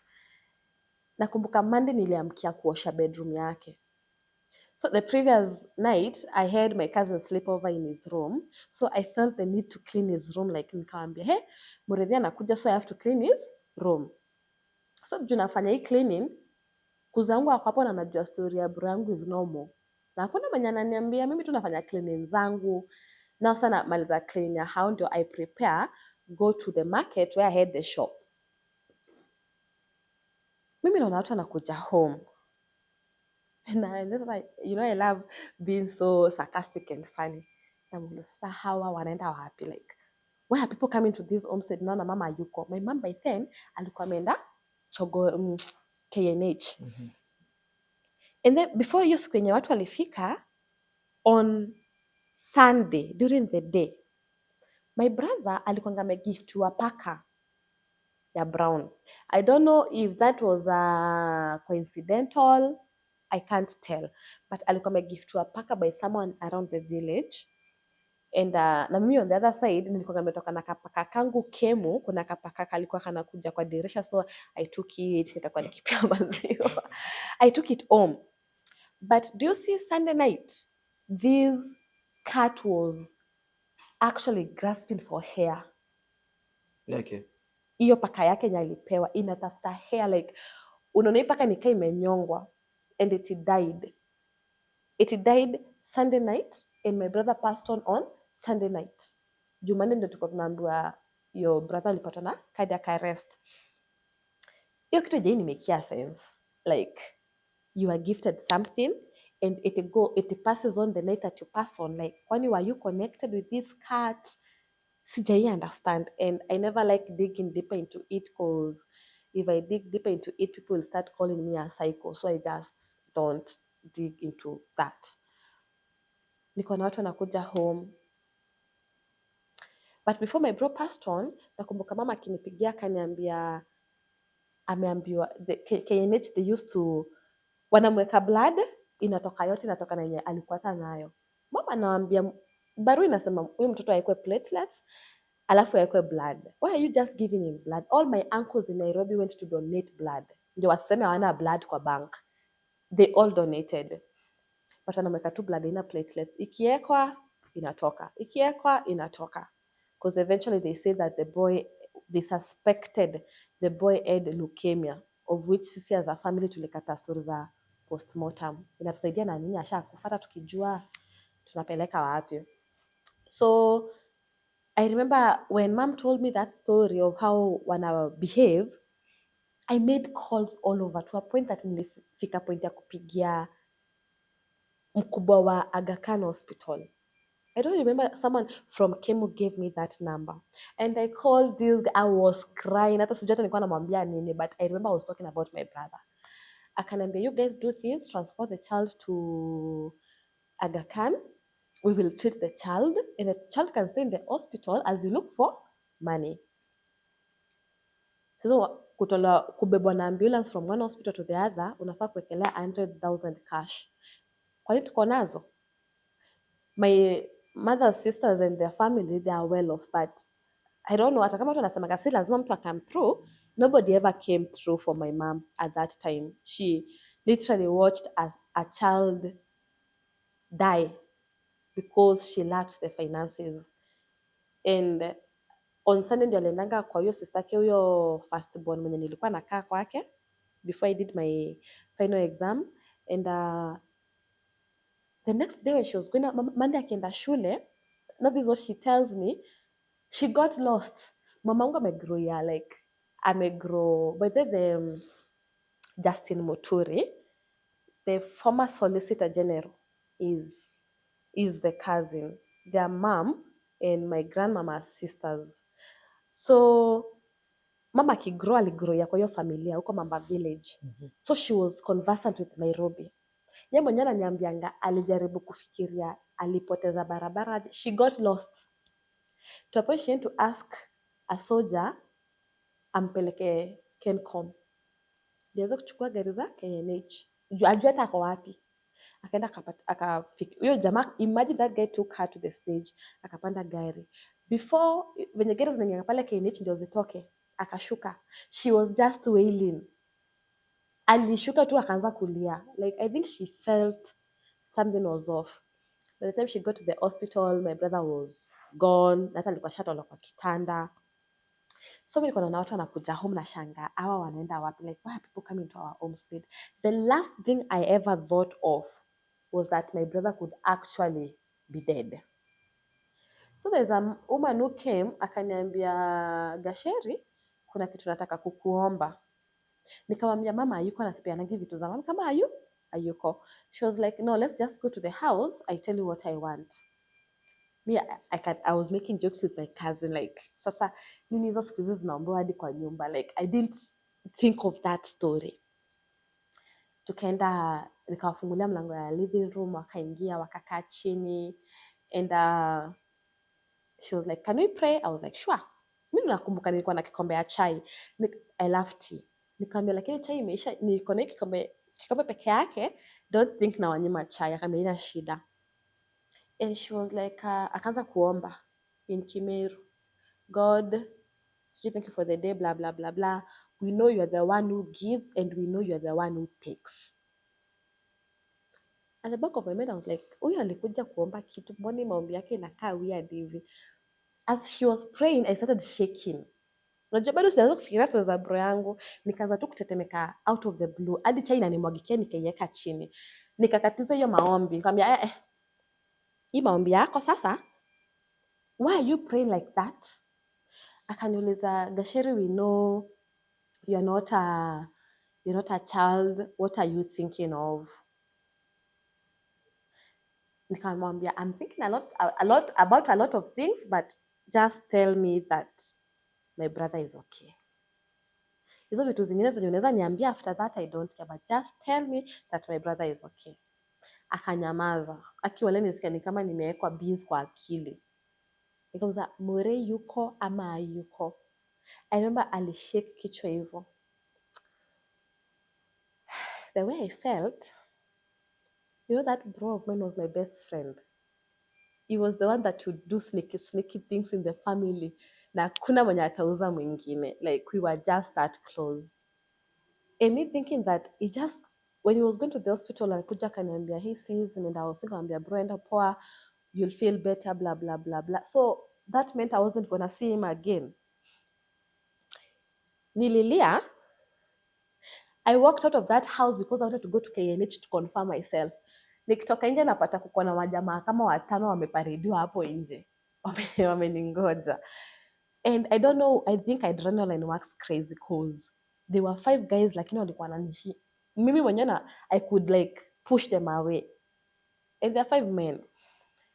And I cried a lot. I cried and cried and cried. To a point I was crying with no tears. Nikiangalia dirisha ya bedroom yake hivi, I would cry again. Like, aje Muridhia yuko, what do you mean? Hiyo kitu hadi waleje make sense. And that was that. My brother was gone like that. But the most weird part is that hiyo period alikuwanga mgonjwa between July to sasa November hapo mwisho. They had a conversation with my grandmom. And my grandmom alikuwanga amemwambia, wewe unajua ukizaliwa huko umepangiwa. And the boy had come home to my mom crying, asking my mom, why would my grandmom tell me that me being born wasn't like a plan? Unajua hiyo statement carries a lot of weight. Like, it's like unaona me being here, it's like an hindrance to something or something. So my brother passed on, and things happened. Drama broke loose in that home. Things that because my grandmom saying whatever she said. There's a friend of mine that I used to talk to, and her mom was my grandmother's friend. So when we were talking with her, nilimwambia, according to the way I understand these things, I think my grandmom is behind Muridhi's death, because immediately after she told him he wasn't meant to be born, that's when the boy fell sick, and a few months down the line, the boy died. Mysteriously, Muridhi by the hakuanga anakuwa mgonjwa. If it was for me, watu wangesema enyewe acho yapumzike, ameteseka sana kwa hii life. And some ile story kafikia shosha yangu, and she came to approach me with my parents. So she called my dad, oh, Gasheri anaenda akisema eti mimi ni mchawi, eti oh sijui nini. Don't forget that time I was mad. And I told her, yes, I said that. Whatever you told the boy is actually like verbal witchcraft. Because wezi ambia mtu hakuwa anafaa kuzaliwa and then few months, inaweza kuwa ni coincidence, yes. But you understand, at that time and my emotions, I wasn't thinking right. And I believed that my brother wasn't dead. Mi nilikuwa najua if we pray, he would come back to life. And I looked for a bishop. Nika-approach your bishop. Nikamwambia, so bro wangu alikuwa shatolewa KNH akaletwa Imero funeral home. Nikamwambia, we have to go there and pray for my brother. If in the Bible, Jesus used to resurrect the dead. And still tunaambiwa, if we believe in him, we are going to do mightier things than he did. Mightier things meaning more than even resurrecting the dead. Let's go and pray for my brother. This pastor, of course, I think with yake and I was crazy. Akaniambia, oh, the next day, I had a dream. I dreamt with your brother. He was on the other side of the river. And when I called him, he didn't want to come. So I think we should just let your brother rest in peace. When nikajua tu ni tena ajiamini kwenda kuomba resurrection happen. And tukazika bro yangu. So because of me insinuating my grandma was behind the entire ordeal, somehow my mom and my dad wakakosana. Me and my mom went to live in Narok. And I hate your story at Narok. Wait a minute. Yeah. Before your brother ulikuwa umeniambia ukaenda shule Nairobi. What happened to school? I went to school and I used to stay with my auntie. And then my auntie had 2 daughters. The son had passed on kitambo sana. So one of the daughters was in Mombasa. So tulikuwa tumebaki kwa nyumba na huyu mwingine juu ni holiday ya December. So ameenda coast to visit the other one. And somehow she kept on calling my mama akimwambia, oh, sijui I don't lock the door. I leave, I'm risking her property. She wants me out of her home.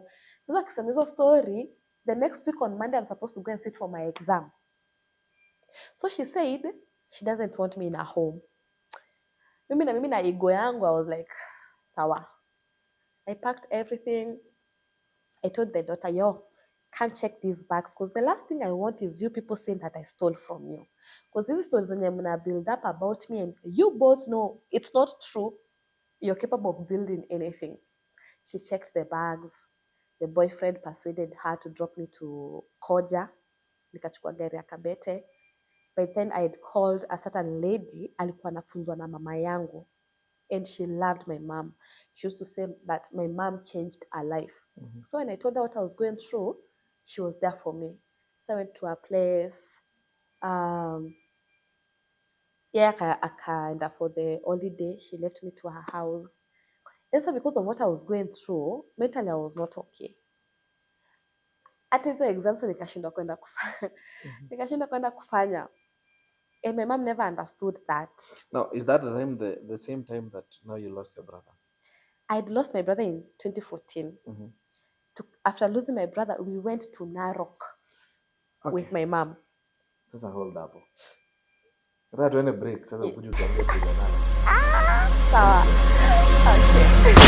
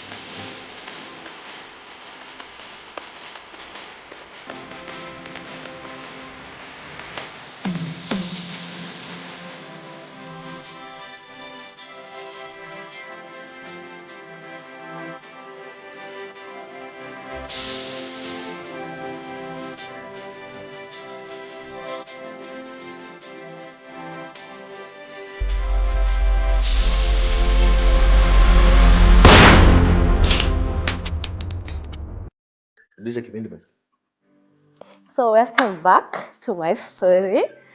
We are now in Narok. Welcome back, guys. This is my story, my style. Yes. We are here with Sandy White. Mhm. Ama nikuite Sandra. Hapana. Nikuite Sandy White. Sandy White. Sawa, Sandy White. So Sandy White na mama yake walienda Narok.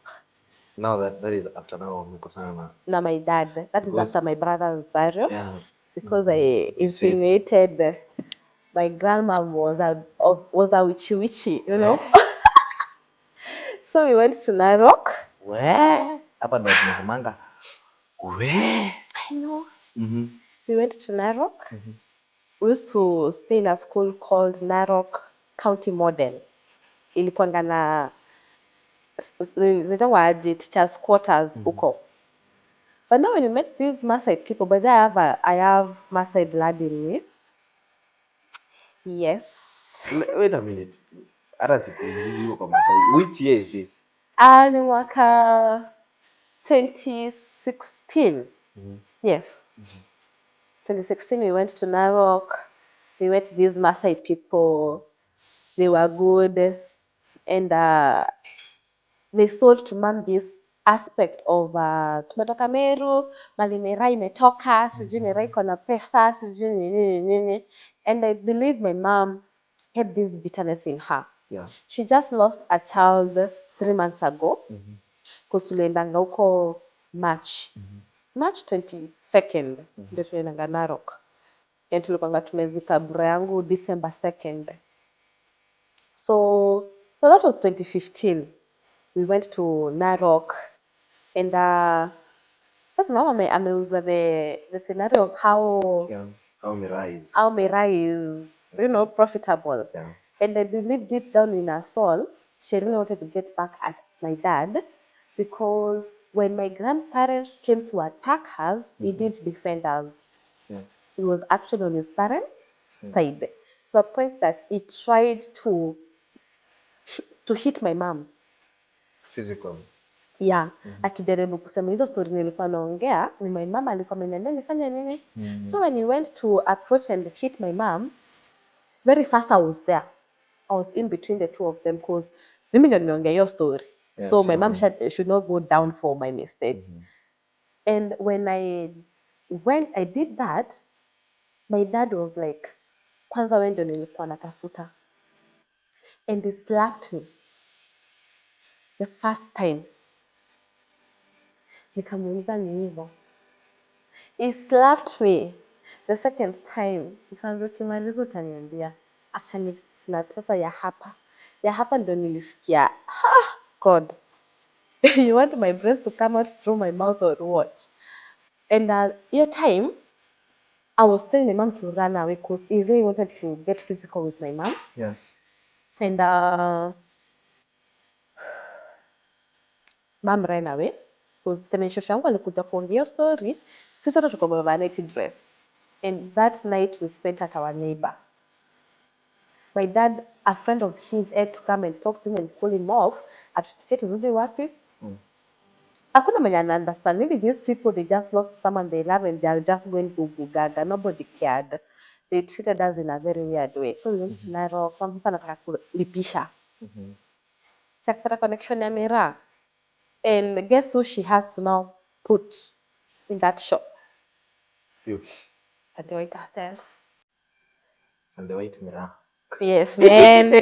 Hata kwa najua hata zenye zina like I knew nothing about Mira. The only thing that I knew about Mira was that my dad loves Mira. Mimi sijiona babangu kama atafuni Mira. Sahii shamba yetu iko na Mira. Sasa like is wanaitanga nini retired. Yeye alipanda Mira yake kitambo juu ameishi kufunza Igembe. So aliweka Mira yake, alipanda Mira yake by the time is retiring, yako na gari yake na Mira yake ni Mira town. So every day anachuna Mira yake anafanya nini? So I started selling Mira. I don't know why, but that thing broke me. Like it didn't feel right. Like this is not what I wanted to do in life. I didn't want us being in this situation. Like I felt I need a break. Like I mean mepitia mambo mingi, acha tu nipate break. But nilikuwa nauza Mira mpaka late at night until one day msee wa bike akinipeleka home, kulikuwa kumedrizzle. And that road ilikuwa na maram. So somehow bike ilislide and the way I dropped niligongwa kichwa na nika blackout. So I just woke up in the hospital. This guy didn't leave me. He took me and he took me to the hospital. So I told my mom what happened. Na nikamwambia, yo mom, mimi nitafutia you. If you want me to continue with this business, I cannot be commuting in the morning and coming back at night. Okay, I wasn't commuting in the morning. It was like in the afternoon hapo. And she agreed. Nikaenda kutafuta nyumba. Msifurana kanitafutia hao, nikapata hao. Sasa kutoka mi barabara yenye nilionyeshwa ndio nilikuwa nafuata. Until one day someone in the plot akaniuliza, mbona unaenda town hiyo barabara refu? Mbona usitumie barabara nyingine? And I'm like, kwani tuna barabara hapa? Akambia, yeah, it's like 5 minutes to town. So the next day mimi huyo nitumie the shortcut. As I'm walking through this shortcut, naona kamsalaba na jina. This someone ole who 19 what sijui someone blah blah blah blah. By the time I came to realize I'm in the midst of a cemetery, nilikuwa katikati ya hiyo barabara. Yaani nilikuwa tu nikisoma majina za watu, mimi sijui niko cemetery. Kugeuka nyuma, I'm like, ile ni nyumba yangu. Kumbe nyumba yangu inaishia hapa, kuanzia hapo ni cemetery. Trust you me, I'm afraid of the dead. Mimi, hizo stories are even going to view a dead body and I only viewed my brother because I wanted to confirm that actually ni yeye. And that this is happening after now you've lost your brother. Yes, after I've lost my brother, I'm in the middle of the cemetery. Inafika huko kuna barabara. And that was the last day I slept in that house. In fact, that day I didn't sleep in that house.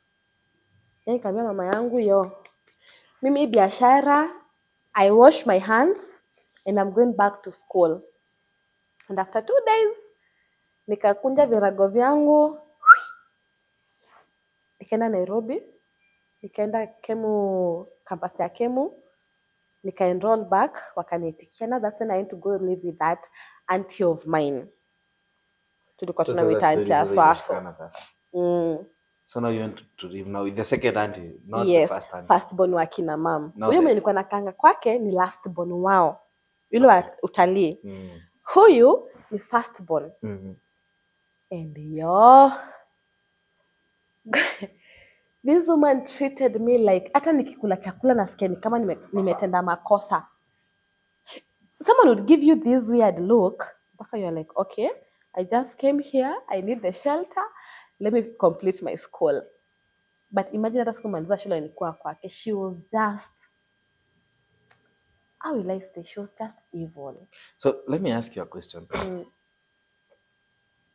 Hapa shule ulikuwa umerudi shule now from first year ama ulienda aje? Nilikuwa nimeenda shule kumalizia zile units. The wannabe boyfriend who was my lecturer mwenye alinipea the wrong units. So azikuwa units, azikuwa like the whole year or something, they are just units. Yeah, they were just units. Alikuwa amenipea like units za like semester moja the wrong units.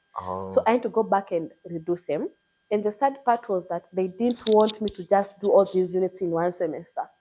They're like, oh, they're not on offer. And I'm like, I can study for myself. I just need to do the exam and do my exam. And I study for the exams and do it. Walikataa. So ulizifanya na semester ngapi? 2. And I went back to Nairobi to that aunt of mine. And then after nimetoka kwake nikaenda kwa hiyo beshte yangu Kabete. That's now when I met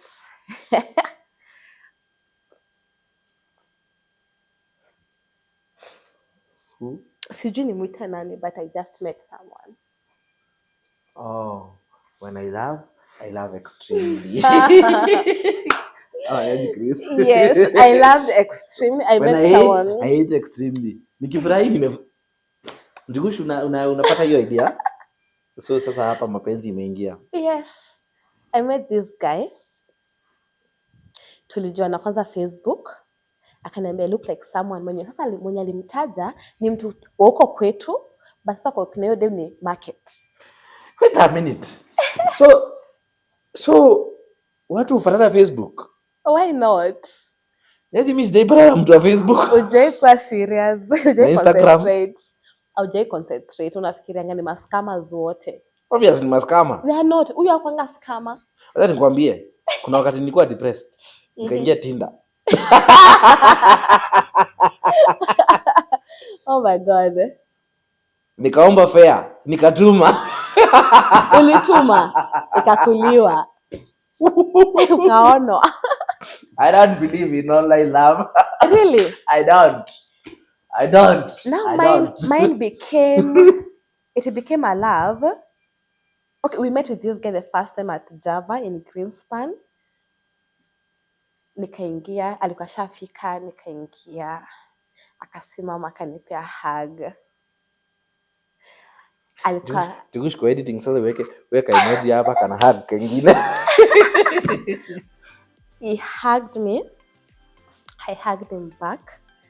Alikuwa amevaa some good looking boots and some good looking jeans and a really looking nice designer shirt. His hair was well kept. He looked good. We sat down. Nikaitisha food. Before food tukaletwa drinks. We had drinks.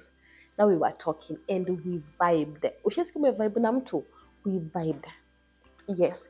And now this is the first guy nimevibe na yeye kutoka ile story ya hiyo yenye ile happen kukua weird. Watu katiba inasoma na uwezi jua katiba. Wewe ishia huko. Niongee venye mkurugenzi asemanga, "Hai mkurugenzi." Now tunapaswa kuambia mkurugenzi apeana hiki kipindi. Now this guy took a vibe. I remember he gave me a bracelet that looked really nice. Ujava bracelet. Sorry. It was silver. He gave that to me. And then he was going to work. Kama hiyo. Okay. He was going to work. So I went tukachukua tu after the food, everything we talked, we vibed, tuliingiana like in a way, I don't know how to put it, like ushaingiana na mtu like inakani kama mmejuana for years. That's how it happened. So when I was going back, hivi tunasikia kwa movie. Mimi nime experience lakini some experiences though. So mimi nikaenda nikashukia Greenfields, yeye akaenda akaprolong akaenda cause he used to work at, so he left. Nikushaka hapo. So we used to talk a lot. And tuka vibe. So when I went to live with this friend of mine mwenye mamangu alikuwa anafunza, this guy now used to come over kuni. Sidema ameenda ushago. So this guy would come and visit, we would talk, nini.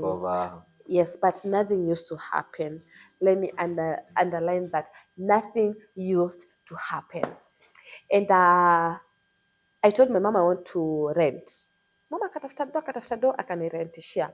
After like a few weeks nikamwambia mama I have a boyfriend. And she was like, siwezi lipa nyumba yenye mwanaume anakuja. Huyo mwanaume take responsibility. So the girl was like, no problem.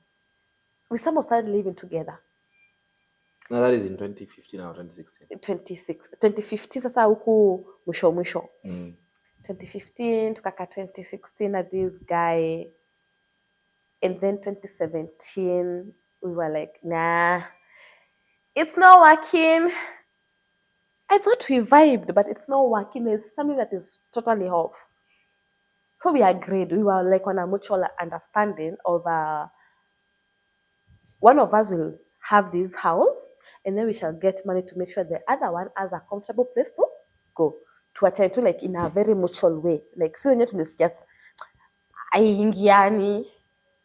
used to feel there's a way when you have a man in the house. I want to say that, masculine energy, I equal with this guy. This guy was so orderly than me.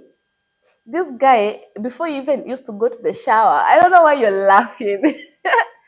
This guy, before you'd go to the shower, you'd cut his fucking nails with a nail cutter. Zangu na kulanga na meno. By the way, let me tell you. Sasa, unataka kumaanisha mimi kucha zangu? Bunjugusha angalia kucha zangu. You look good, but watu wapasi kuwa hodali. Kuna ile extreme. Tunatetea color ya curtain. Like like something was off. I didn't feel like a woman in that relationship. Like I felt in a struggle. You felt like a?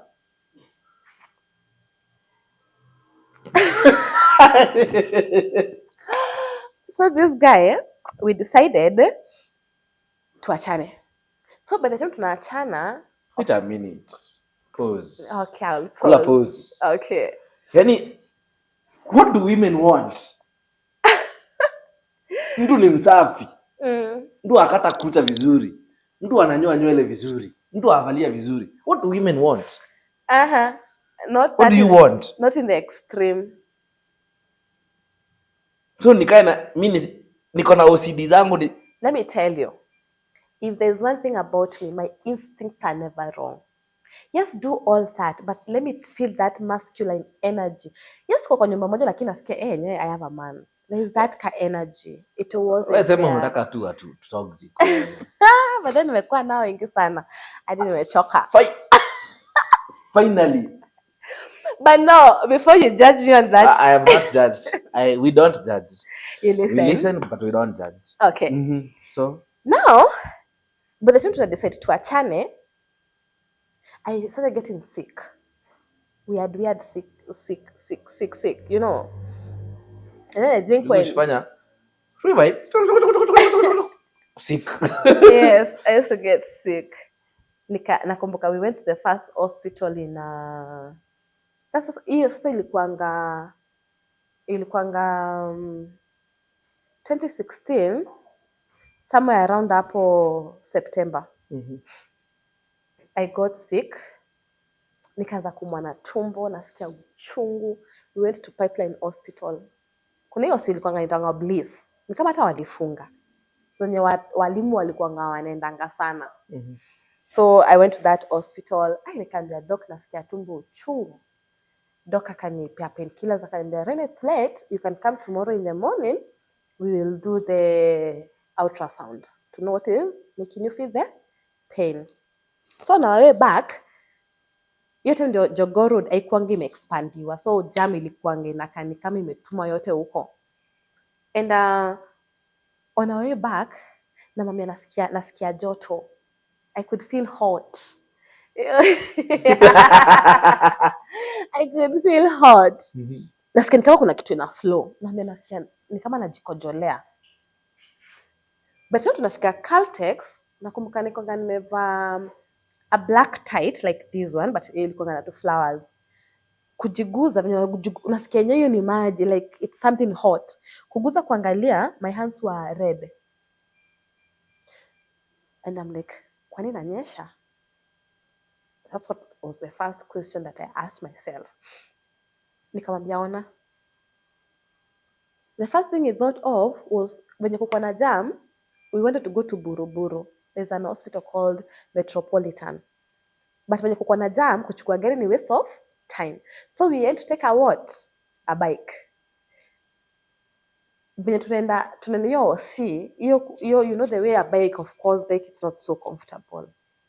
By the time tunafika hospitali, I'm almost unconscious, like hata sijui. Nikawekwa kwa wheelchair, nikapelekwa sijui wapi because I don't know the things that happened in between hapo. But when I regained my consciousness, they were like, you lost a pregnancy. So I was pregnant, but before I could even know I was pregnant, I lost it. Nikaambiwa that at Metropolitan, I have to go hiyo evacuation, hiyo kuoshwa, watu wanaitanga kuoshwa. Because, yes, nikaambiwa nitaoshwa. Walikuwa wanatisha 40K. Kwani tuko na hiyo pesa? I told the doctor we don't have that kind of money. Akatambia, okay, I can send you to Mama Lucy. You go there, they're a bit cheap. So we went to Mama Lucy. After hiyo day tuenda home. Nikapa painkillers nini nikaenda home. The next day we went to Mama Lucy. The doctor that I met akaniambia sitakufanyia hapa, nitakufanyia hii nje. Maybe I didn't have any questions because all I just wanted was to just get over with this situation. So tukaenda nje, there's a clinic just opposite Mama Lucy. And I hopped on the bed. Of course, you have to spread your legs. They have, I don't know, they had this metallic thing that they have to insert inside you and somehow open up. They like have to open you up with that metallic thing to wash you. You cannot imagine the pain. And do you know one thing about this doctor? I don't think hata alinidunga sindano ya pain at all. Why are you looking at me that? And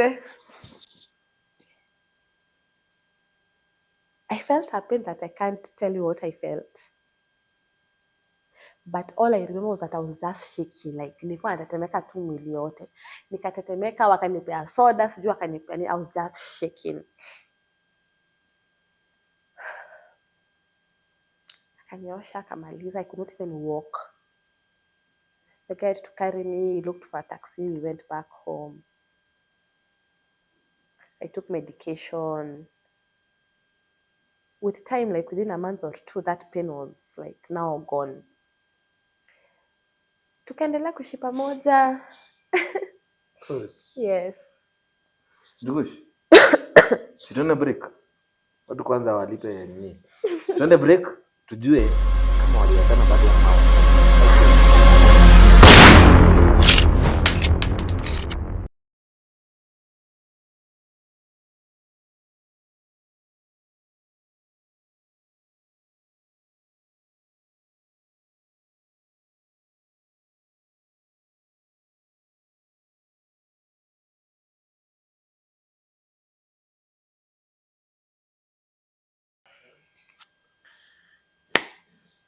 Welcome.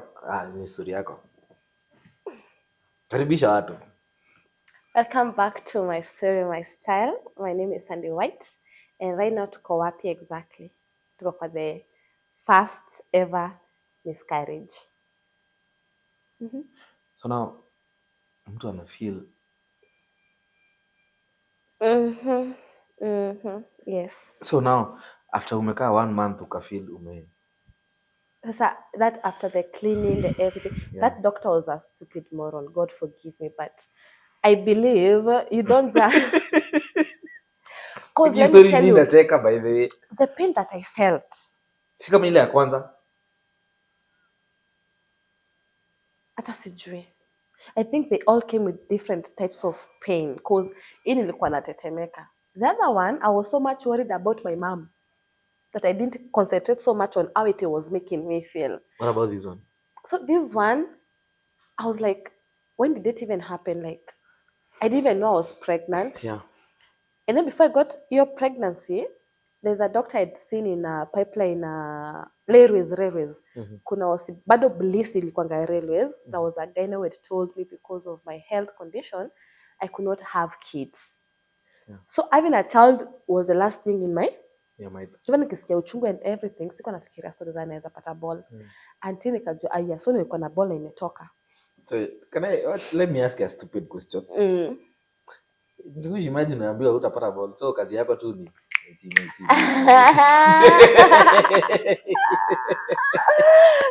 Kaende. So was that you? Not really, because even with my health, with the thyroid issue, my libido is a bit off. Maybe I'm not a sex person, by the way. But when people look at me out here, they think, she's having it all. Yo, I'm not even having any. Maybe before it, it's time to do the nasty. It's hard. My hormones are just, I don't know where. So after I got healed 2016 ikaisha. 2017 tukaendelea na life yetu nini. So bado mko pamoja? Tuko pamoja. You could not leave me after that ordeal. So we were still together and na bado mlikuwa mmesema mseparate? Yeah, but haikuwa ile ubaya. Like we were like we are best friends till date. Is like the only person I can call and we can talk and laugh, like hatujaikuwa na ile ubaya. So 2017 mwanzo hapo January mwisho. Of course, after I got healed, of course, we went back to, having the nasty. I started feeling... came back. Yes. It was on and off. So nikaanza kufeel weird again. Nikaambia twende hospital. I remember we went to 5 different hospitals. Napewa dawa nakuja naeka hapo. Nenda hospitali napewa dawa nakuja naeka hapo. And then one day I was like, hizi dawa zote, mbona naenda hospitali and I'm not taking medication. For every medication I would take, pale kwa caution was like, don't use in pregnancy. Hizo dawa zote for hizo hospitali zote, they were not to use in pregnancy. And I was like, okay. I got this feeling ya hebu pima ball. So place tulikuwa tunakaa nje, ukitoka tu kwa gate ni chemist, maduka ni nini. I went to the chemist, I bought the strip. Nikakuja nikapima. Line 2. Nikiangalia ile karatasi line 2 ni positive. I'm like, fuck, why are you even saying? Nikarudi kwa mse wa chemist, nikamwambia ile ya kwanza imespoil, hebu nipe ingine. Akanipa ingine. Nikapima, it was positive. The guy was in the house asleep because he used to go for night shifts. So alikuwa kwa nyumba. I woke him up. Yo, hebu amka. Kwani alikuwa doc? No, it was wanafaitangwa nini? Something analyst. Mwenye anapeananga maridi. Yes. So I woke him up. I showed him the results and he was happy. Yeah. I was like, why are you happy? It's like, huwezi pata mtoto. You've miscarried the first one. You're now pregnant again. We need to make sure this goes to full term. Deep down in my heart, I was happy that I was pregnant. Your time sasa, sikuanga yule mtu you were back then that I was freaking out.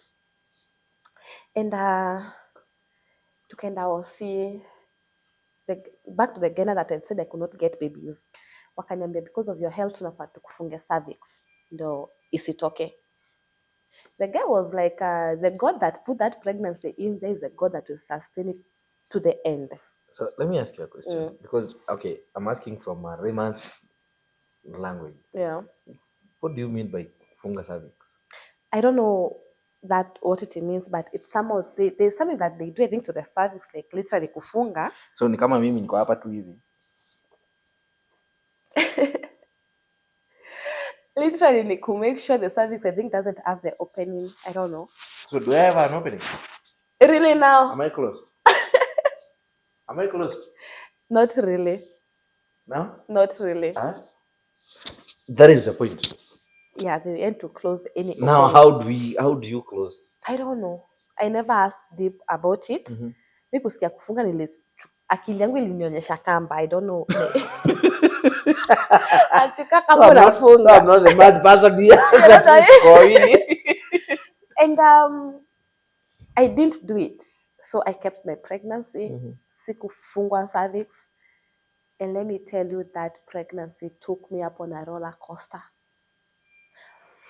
By the time I'm 3 months pregnant, I think I was dark as this tight. I'm at this couch. I could not even wear shoes by 3 months. My legs are swollen.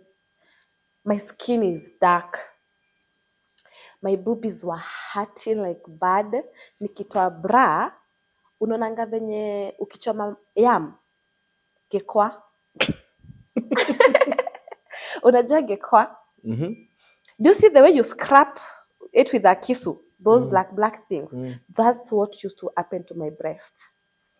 They would literally scrap off black things, like it's in a burn off. And I remember I was taken to Nairobi. What is it again? It is black yams. It is not adding up. I'm trying to give you an yeah. an I get it. Yeah, ndio ugete nyewe nini panapata. They were peeling off. And they were painful. And I used to feel like kama ziko na moto. Like nikiguziwa nikasikia uchungu. And by the time I was 6 months pregnant, I could not walk, I could not sleep, nilifanyangwa MRI nilikuwa 6 months pregnant. Ile uchungu nilikuwa nasikia, I can't even imagine. I could not eat food. The only food I could eat was mashed potatoes. Na ujakaanga zimeboiliwa kwa maji umemash. And my biggest craving was salty water. Nasikianga watu huku nje wakisema, na crave sijui nyama, sijui na crave nini. I used to crave salty water. That's what I used to take for my pregnancy cravings. Nikangangana, time ya kuzaa ikafika. I went to the hospital. I was supposed to be a CS case, but someone nikaika kwa ward ya the normal people. And by the time this doctor mwenye alikuwa amesema nipelekwe CS alikuja, anashanga, what is she doing here? She's supposed to be a CS case. Sasa nimefunguka, sijui nakwanga ni diameter zama ni nini. Nimefunguka 2 sijui kama ni centimeters ama ni millimeters. Now I'm an expert there because kuna hii kampuni inanipeanga kazi, so najua hizi maneno. Wananipeanga tu kazi huko kushoot. Inapaswa kuwa sijui anesthetics. Situende pale Kirwa. Awatanilipa saa hizi ni. But now I ni tu kuna 2 centimeters 4 centimeters and then sijui unadungwa sijui anast what hizo wewe hizo tutawaita watuambie hizo vitu watueleze. And ilikuwa imefika ile point yenye sasa mimi sifunguki more than 2 na mtu yeye ameshuka. Nilikuwa nimekaa in labor for 17 good hours. Ile hata sikuwa najua kama ni mchana ama ni usiku, like the t-shirt that I had worn was all ilikuwa maji tu. Nakumbuka I didn't know what was, sikuwa just the water breaking. Because nakumbuka I went to the washroom, ukuwa na ball uko almost kuzuna unaniambia usiende choo. You might give birth in the toilet. The baby can come out. So I went to the washroom, I peed. When I came back, nilipata tu maji imetoka. And then I felt dizzy and I dropped. And then I was vomiting. Sijielewi, nikabebwa nikaekelewa kwa bed. I could not even lift a finger. The pain that I was feeling. And then these doctors wakaanza kugather around, wakaanza kufikiria, what do we do? And mimi nikaambia God, I have gone through the worst that I know. Sitoki hapa bila mtoto wangu, na mtoto wangu atoki hapa bila mama yake. Nikajiseti. I used to hear these women wakiambu ukisikia uchungu una push. So you only push when you feel pain. I pushed 3 times and my baby was out. To a point that doctor told me I have been in Kenyatta for 25 good years and I have never witnessed whatever I just saw today. I gave birth to my son. I named him Emmanuel Sekani. Emmanuel is God with us because God was with me, honestly. Like, if it wasn't God, if it wasn't God, singemake out of that journey. It was a journey that scared me off. And I named him Emmanuel Sekani. Sekani means, it's an Egyptian name that means bundle of joy, because this boy brought this joy to my life. He's everything to me. Hi, Harmon. Sekani. so Harmon alienda Egypt. So mtu yake akazaliwa, relationship ikaendelea, ikashindikana. So we agreed wacha story iishe. I remember I used to tell him, when I walk out of this door, I'll never come back again. And trust me, the day that I walked, I never came back. I walked out when I was going to my brother's Russia. That was the year 2018, August 22nd. And I never went back. Nikienda. Njugush, umenotice kitu na 22? Na hizi 22 zake? Umenotice?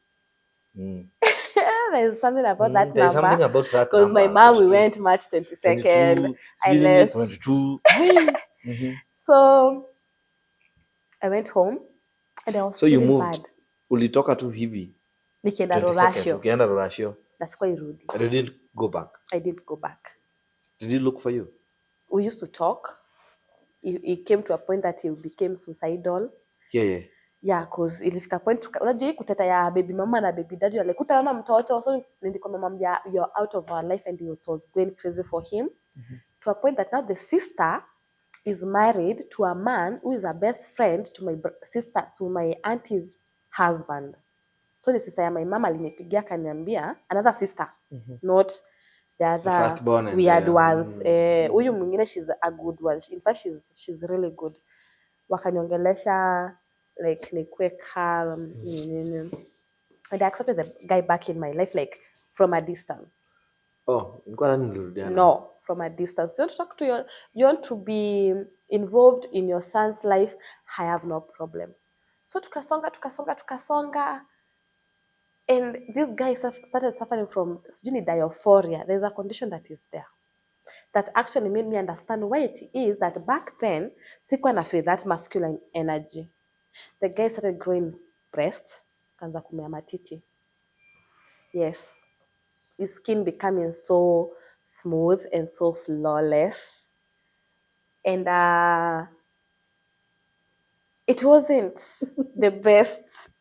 Ono unacheka. So wanaume wasikuwa na skin flawless. Okay. It became so fine that you could actually tell something was wrong with this guy. So before I thought he was gay. That's what I used to think. Because alimea boobs.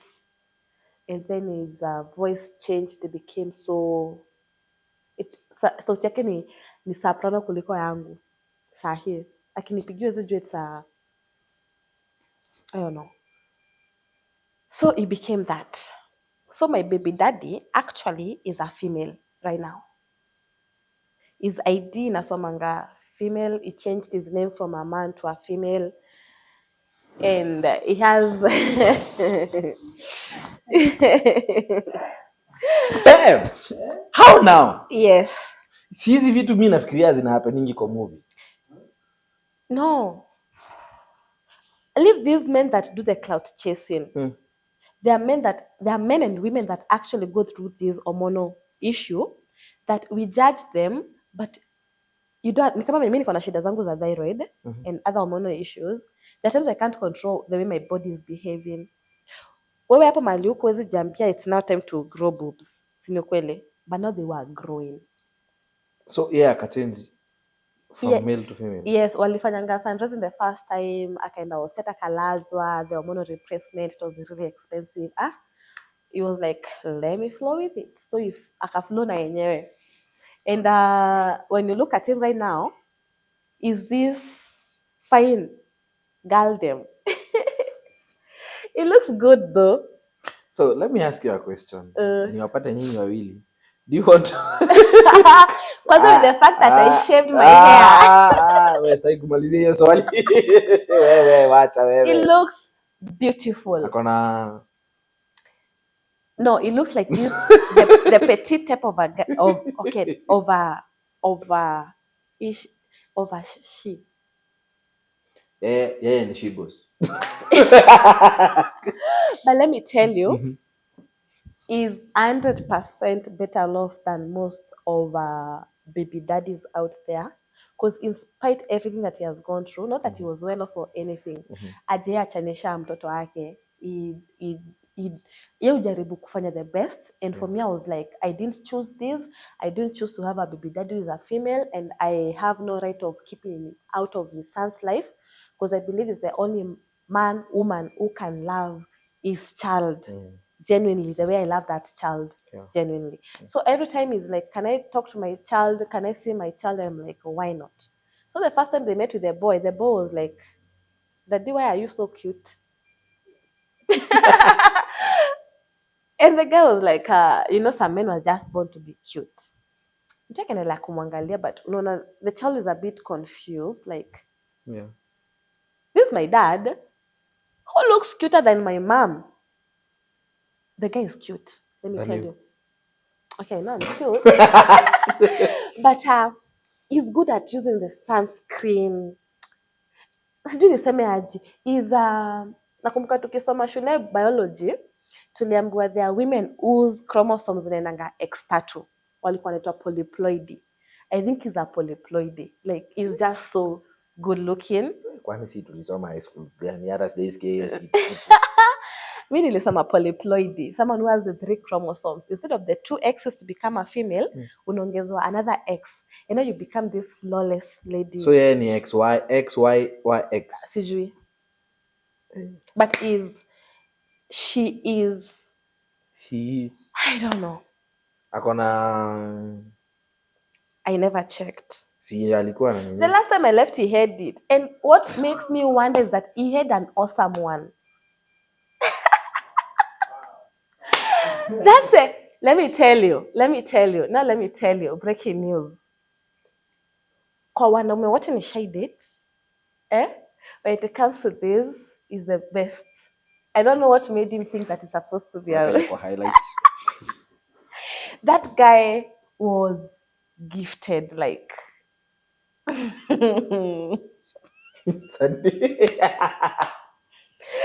he had this awesome manhood. Now when it changed to be this other thing, I will not call it thing. God forgive me, because it's not a decision.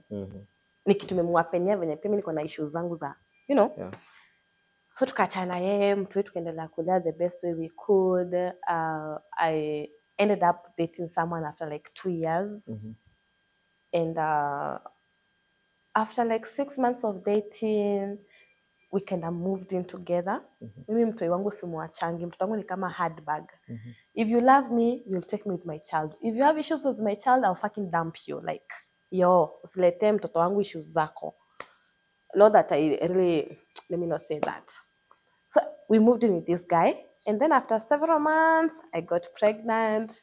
We knew it was going to be a happy family. My son was really happy he's going to get a baby brother or a baby sister, until I miscarried again. And I remember nilipelekangwa hospital inaitwa Jordan. So was this in Meru or now in Nairobi? In Meru. Okay, after I came to Meru, nilikaa Meru 2018, 2019, 2020, 2021, 2022. 2022 mwisho ndio niliendanga Nairobi. And then 2023 katikati nikarudi Meru. No, wait a minute. Sandy. Yes, hizo. 2022 nimekuona kwa poster. Ushaanza kudate tena. Sasa kwa nini ni 2022?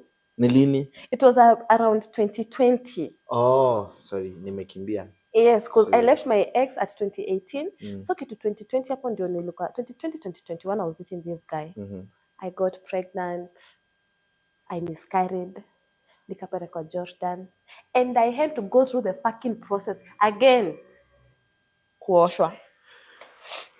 You can imagine. Jigush, turn the break. Nimechoka. Really? Okay.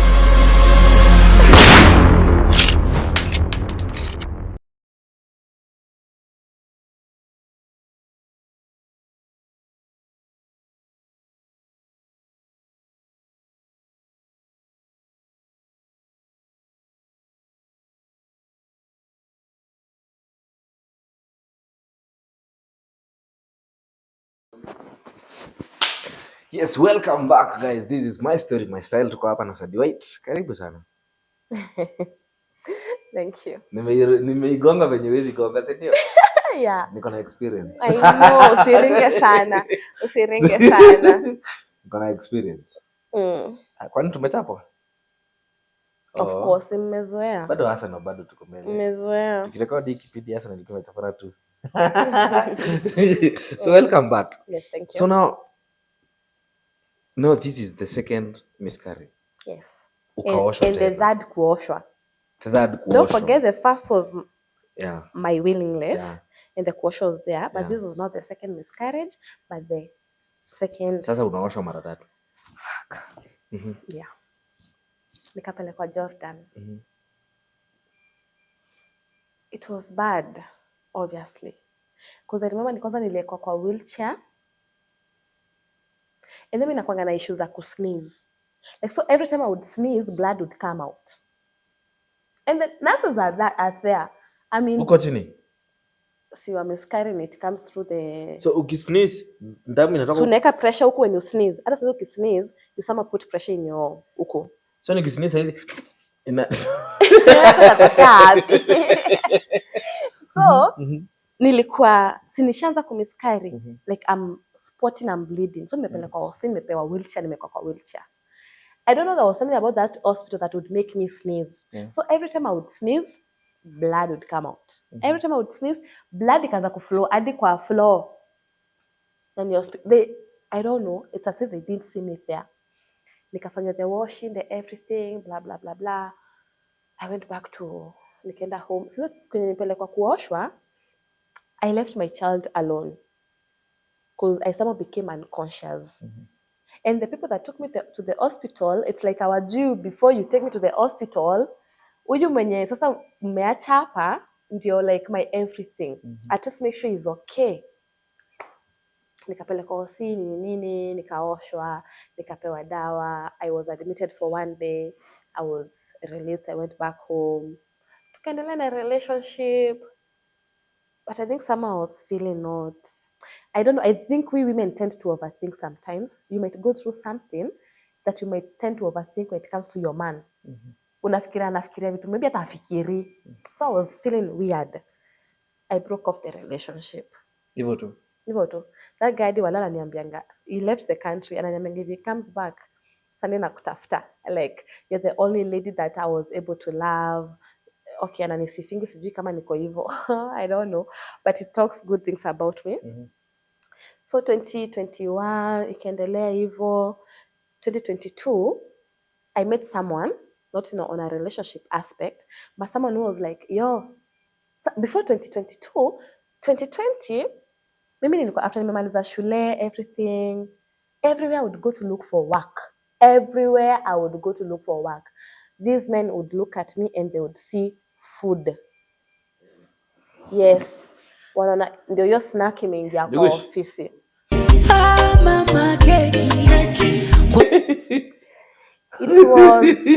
It was bad.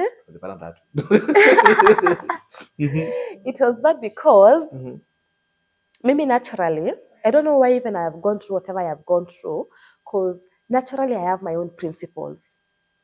Like, I just have my own principles. And so far, I don't see how my principles have worked for my good. Because whatever I have gone through, na tulianga kwa nyumba saa zingine hivi nikifikiria, nasikia tu kulia. So, nilikuwa nimeambia my mom, mimi sitafuti kazi tena. I give my mom my documents, told her if she gets a job for me to do, I will do it.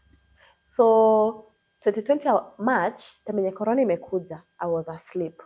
And I had this revelation. I had a voice, Sekma uprising.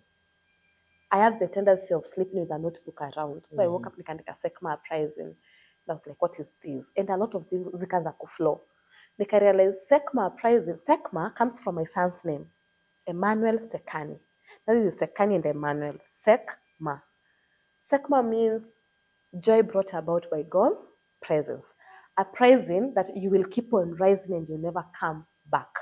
The slogan was soar like an eagle. So nikapewa logo, everything was going through in my mind. Na nikaambiwa kazi yangu ni kuchunga the young girls, especially in the remote areas. Make sure that they never lack sanitary towels. Be there for them like a big sister.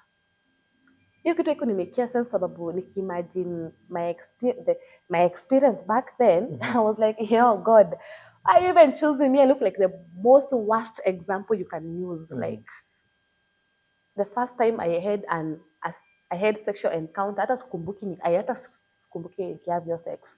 And now you're giving me the docket to take care of these young girls. But I accepted.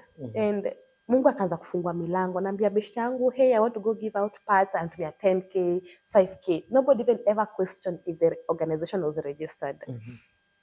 And I started going to Kawiro, Keanda, Kemongoro in Maua. I did a bit of mentorship. Nikabrandisha matisho nini. Until those t-shirts disappeared. Mysteriously, they disappeared. And hazikuibiwa na manaiba. Mimi sijai understand, but I obviously suspect people in my family because I come from a very weird family setup. So I don't trust most. I don't trust most of them. Hii tisho zangu za my stories zinapoteanga. Wale sijui zinapoteleanga wapi. Mimi zangu najua ni I know there are people that were so damn close to me. People that have been so damn close to me are the people that have made me go through the worst in this life. People that I've trusted. So zikipotea? Zikapotea hiyo nini ikapotea, hata hiyo vision ikapotea na hizo tisho. Now after this story of this guy happened, blah blah blah, tukaenda 2022. A guy approached me. This guy anakuanga the leader of the team flag. Akakuja akaniambia, there's leadership in you, blah blah blah blah, you know you can lead people. I want you to vie for the MCA. Nakumbuka tulikuanga kwa hoteli, mimi nilicheka. I was like, yo, what are you even saying? Akaniambia, yeah, I would want you to vie for the MCA position. Let me go think about it. I went home, thought about it, nikampigia kaambia, I'm in. Kidogo kidogo mimi nikaanza kutolesha maposters zangu, nataka kiti ya MCA Ntima West. Hebu tutumie hiyo poster by name. With it was looking so awesome. And nilikuwa nimechoose nitaenda na chama ya Muturi, Justin Muturi. And somehow jini wenu. Si huyo wetu. What was the Solicitor General? Not this guy. There was another one. Wetu ni more cuter than this one. Was that even necessary? Yes. Wetu ni more cuter really? and more fluent, you know. So, someone called me akaniambia, let me advise you, it's good to go with chama ya nyumbani kuliko chama ya mbali. It's your first time in a chama that is around. Why don't you go with chama ya bus? I was like, mbona umecheka? Bus people. Yes. And I'm not a big fan of politics, so I was scared nikiongea politics. Nah. Mimi, I have never watched news. Kwanza news za Kenya. They are so depressing. God forgive me. I don't know what is wrong with these media people. You will just be bringing us accidents, who stabbed who. The politics, unaona politics za Kenya ni moshene. There's no leadership in Kenya. May they forgive me if they ever hear this. There's no leadership in Kenya. Nikwambia moja. Yes. Kwanza ya leo, hii wiki. Ule guest wetu. Hi Mwesh. Hi Bishop. Bishop is akibizi semi, but hi Bishop. Utajua ni gani wenye nimesemea. Wanafanyanga moshene. Sijui who did what, alisema, alipanda, alishuka. Politics is a dirty game, bro. And let me tell you, when I ventured into politics, I knew it was a dirty game, but I thought it was dirty in the aspect of insults until I dived in. So somehow, Nikaenda, the offices were at Terrace. I went to Terrace. I met a guy there mwenye alikuwa anasimamia, alikuwa like right hand man wa the former governor Kiraito. Nikamwambia, I want your party. Former governor ni Kiraito? Oh, former, you know, mimi bado niko kwa Kawera. So, I went to him, talked to him. Nikamwonyesha posta zangu, kumwambia mimi hata niko na hadi logo yenu. Huwezi niambia shit by the way. I want this ticket. And unajua chama ilikuwa inakataliwa back then. Because most people voting the chama, not the person. So somehow I was able to convince them, and God knows, God is my witness. I got that ticket the most legit way. I only paid 2,500. Na ni mama yangu nilipigia, nikamwambia nimemwambia nilipe 2,500 na sina pesa. Akanitumia 2,500 and I paid. Why do you insist hapo? God knows. I will tell you why I have insisted on that hapo mbele. So I got this ticket, na nikaanza kuchapa campaign zangu. Watu kwa ground wakaanza wakani nickname Kang'ang'i. Nikaita Kang'ang'i. And the good thing is that God gave me favor, because everywhere I used to go and stand, people would cheer me. Sikuwa na pesa, but they would cheer me and they would make me feel so good. And there was a group of women that by then nilikuwa nimeconnect na wao, age mates. And forgive me for saying this, but I think their IQ and my IQ zilikuwa na a big difference. The way they used to view life and the way I was viewing life was very different. So when I took the bus ticket, walifikiria the nasty. Yode mameingia kwa chama through the evil, nasty ways, and they chose to be my enemies. Wakanichafua kila mahali. Oh, Sunday White amenunuliwa nyumba na politician wa ODM. By that time, when they were saying these things, God had brought someone in my life through the political avenue. Tulikuwa tumeitishwa manifesto, and I typed my manifesto very fast.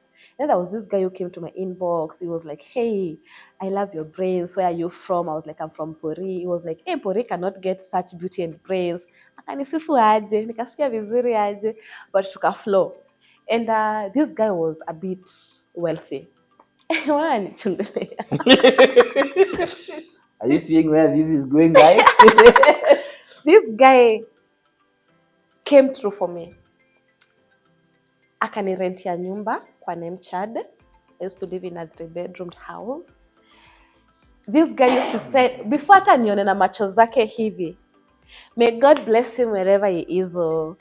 This guy used to send me, na mami anaenda mahali campaign, ananitumia do. Hatuna lunch, ananitumia do. Najaniona makio. Si wale wanitumia 200 tunapatana lini. See how I don't feel jealous. He was a good guy. And tukafanya campaigns. Campaigns were not easy, especially for a lady. Mimi, let me say this.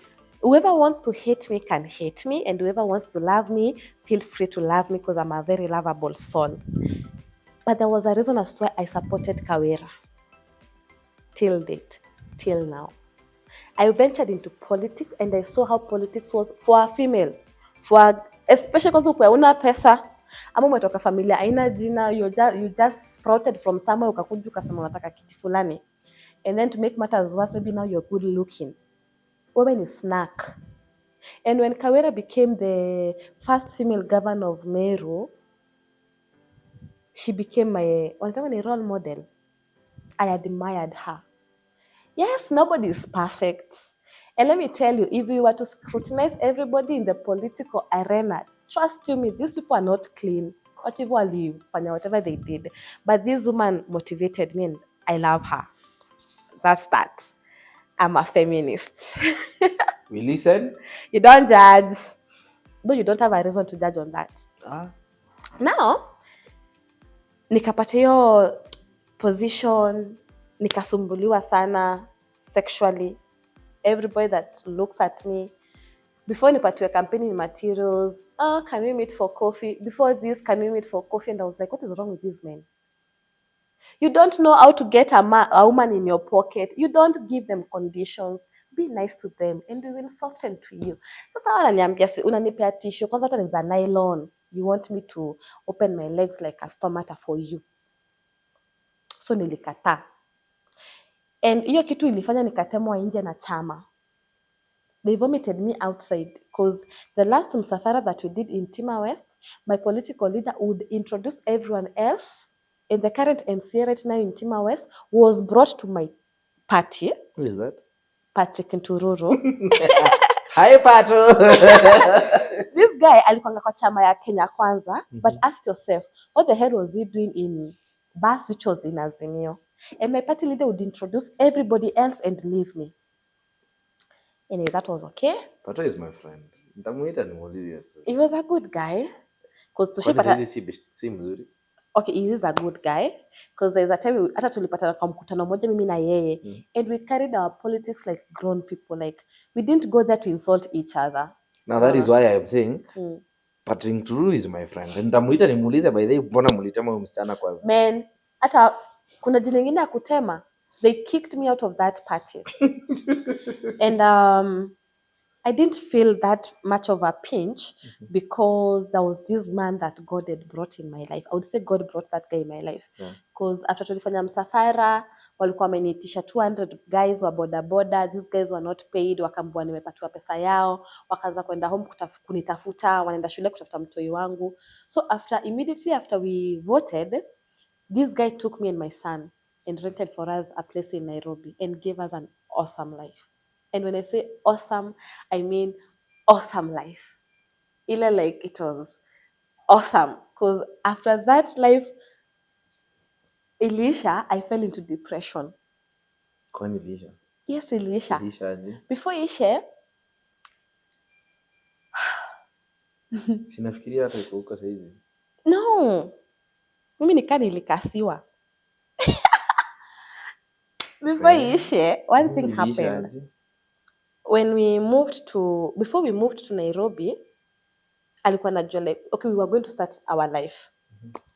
This guy, hata kuna watu walikuwa wanaongea kwa group, uko na bwana ya mtu, sijui nini, husband snatcher. And this guy kwa hiyo group yeye mwenyewe aliongelesha akawaambia, I am legally divorced. Whoever wants me can tell me, lakini stop tarnishing Sandy White's name. The guy was divorced. He was married to a Rwandese, but walikuwa wameachana. Sasa tukapatana yeye. And nikaambiwa nimeiba bwana ya watu. You know, people talk a lot of rubbish. But tukaenda na jamaa Nairobi. We started our lives. We were living in a very awesome house. Life ikasonga mbele. And before I say this, let me say like, while growing up, I really wanted a family. Mimi nimepanda hadi mlima kuombea bwana. I have fasted for 3 days praying for a husband. I have gone to prayer houses praying for a husband. I really wanted to get married, and I really wanted to have kids.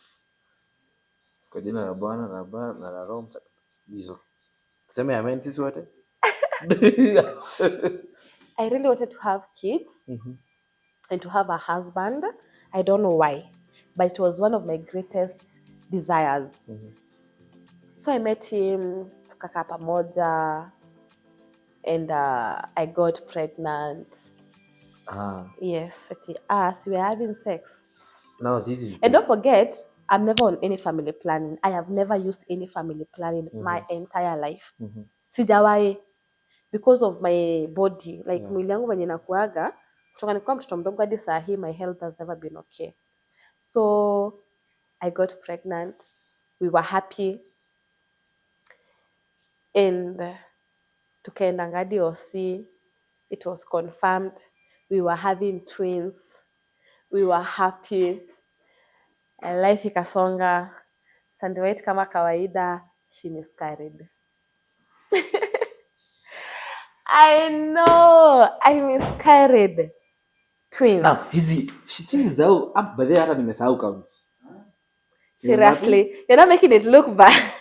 Ndugushi ni ngapi saizi? That's 3 and 4. 4. Yeah, because they were twins. Hi man. I miscarried those Nimechoka. twins. Hi. And please tell me there is no other miscarriage. there was. And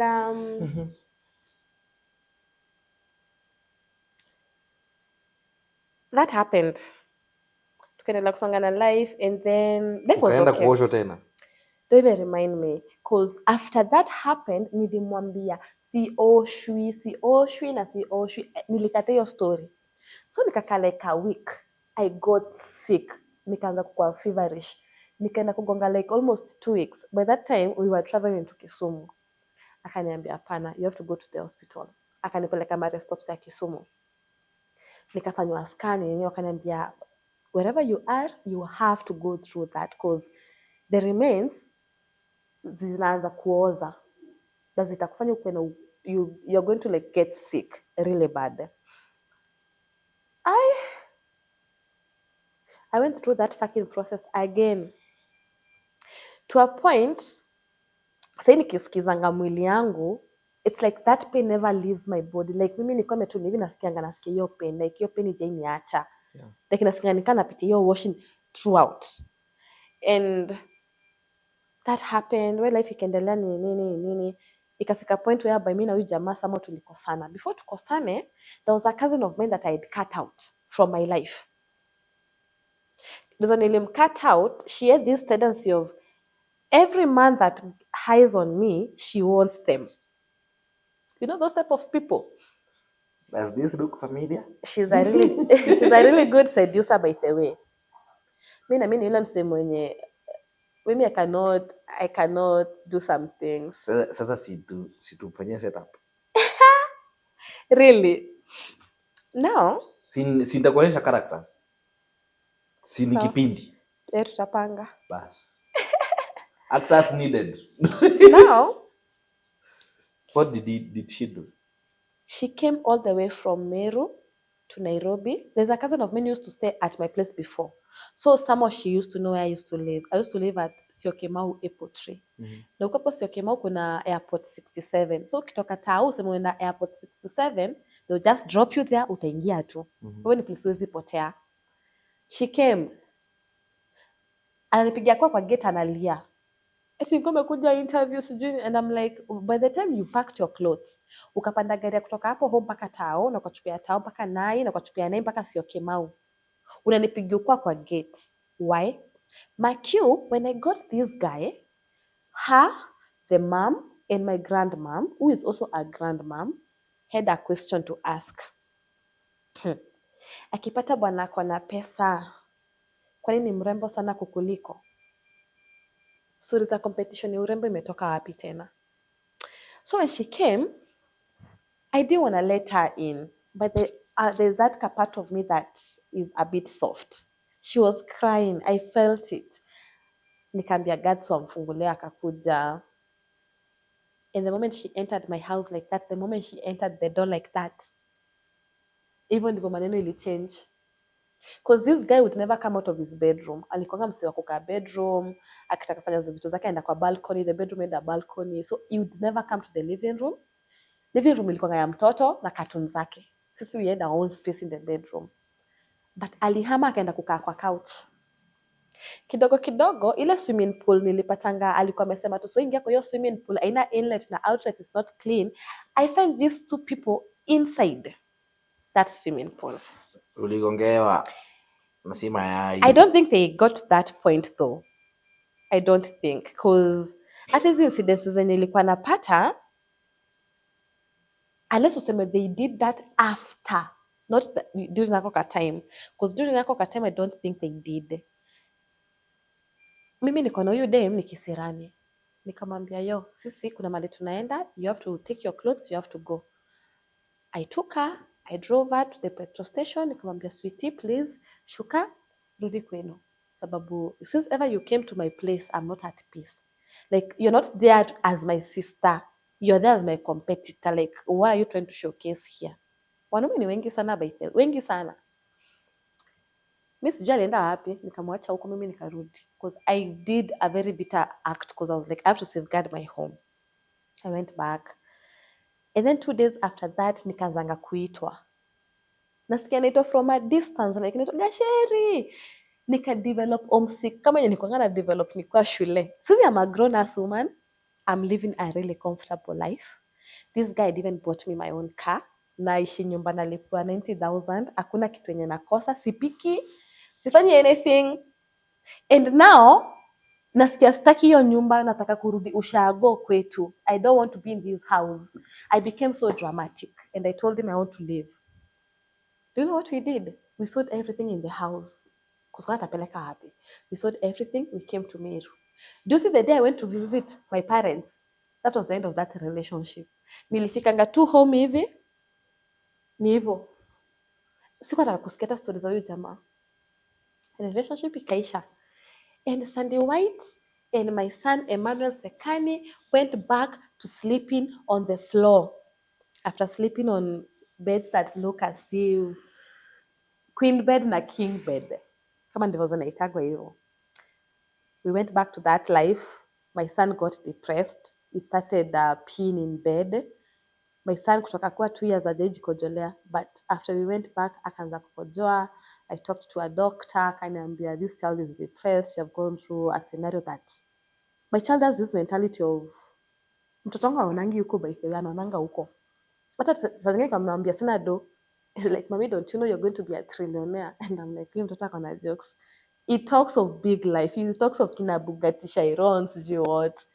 Yaongeleangi hizi gari zenye tunaona huko is up there. And he believes one day he's going to meet CR7. Hiyo ni anajuanga. Na ananiambia ataadoptiwa. Na mzo uniache. He's like, yeah, mom.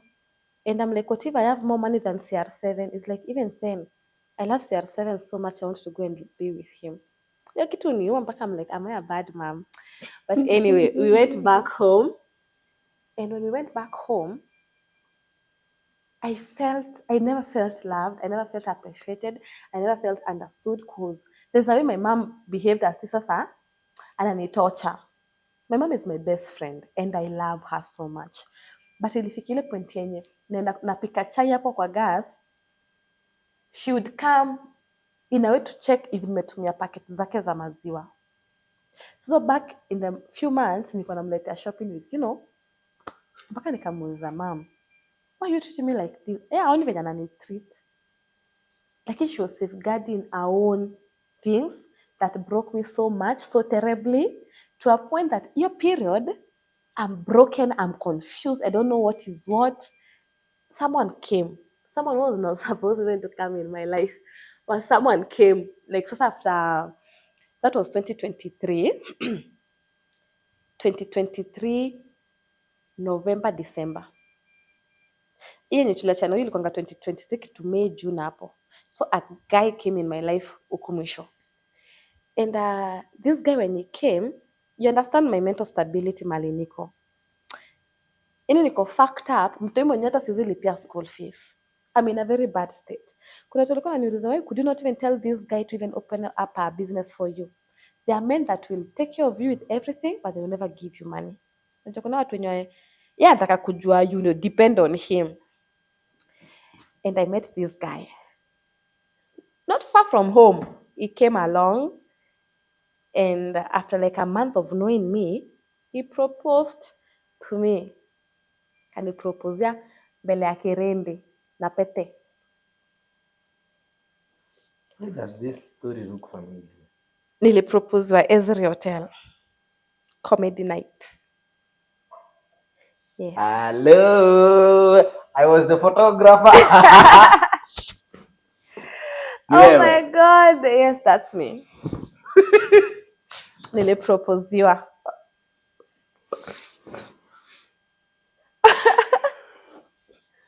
Do I tell my side of the story? Or should we listen to her? Do you Let us listen to him. Now this guy alinipropozia. Cool. Sasa tuende break kwanza mambo yako.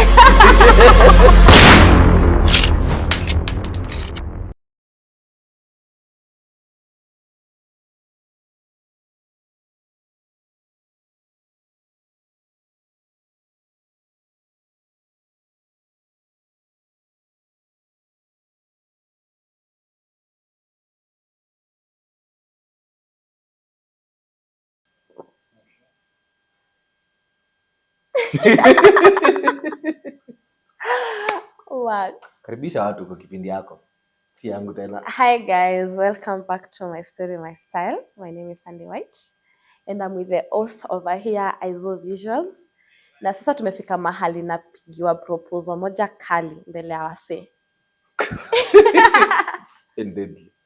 Yes. Manji wish when ananiambia manzi hiyo ni dead.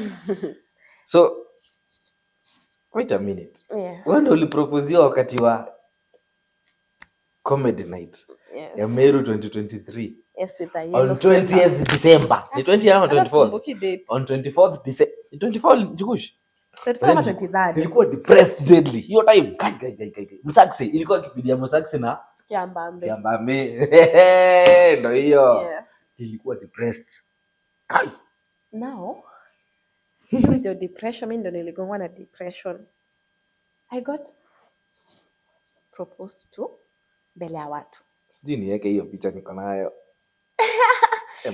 Nimevaa dress ilikuwa na stripes za black na jungle green and a yellow sweater. Mimi mada sikuwa najua story kama hizo zinaweza happen. Wallahi najua niko nayo picha nitaweka. Sawa. Sieki. Now, this guy, the reason that's why I said yes was not because I was ready for marriage. With what I had gone through, I wasn't feeling right. But the fact that he was the only guy I was seeing at the moment, and I took a proposal to be like an act of love, I said yes. Kwani uko unampenda? Nilikuwa sijui. I swear I can't tell exactly what I was feeling, but I was getting to know him. 1 month unani propose ya 1 month. Like I believe there's that period mnapeananga like ujue ni you know about me, you know who is Sandy White. Are you willing to be with me? See, inside the marriage unaanza kuniambia stories zingine zenye make sense. No, one month was like, why is this guy in a rush? Like mbona unaharakisha kuniproposia like. But I took it like an act of love. But this guy later on happened to be like a piece of work. Tuenda rorashia kuzo yangu na mamia mali niko na mamia babe kuja huku. The guy was drifting around makutano.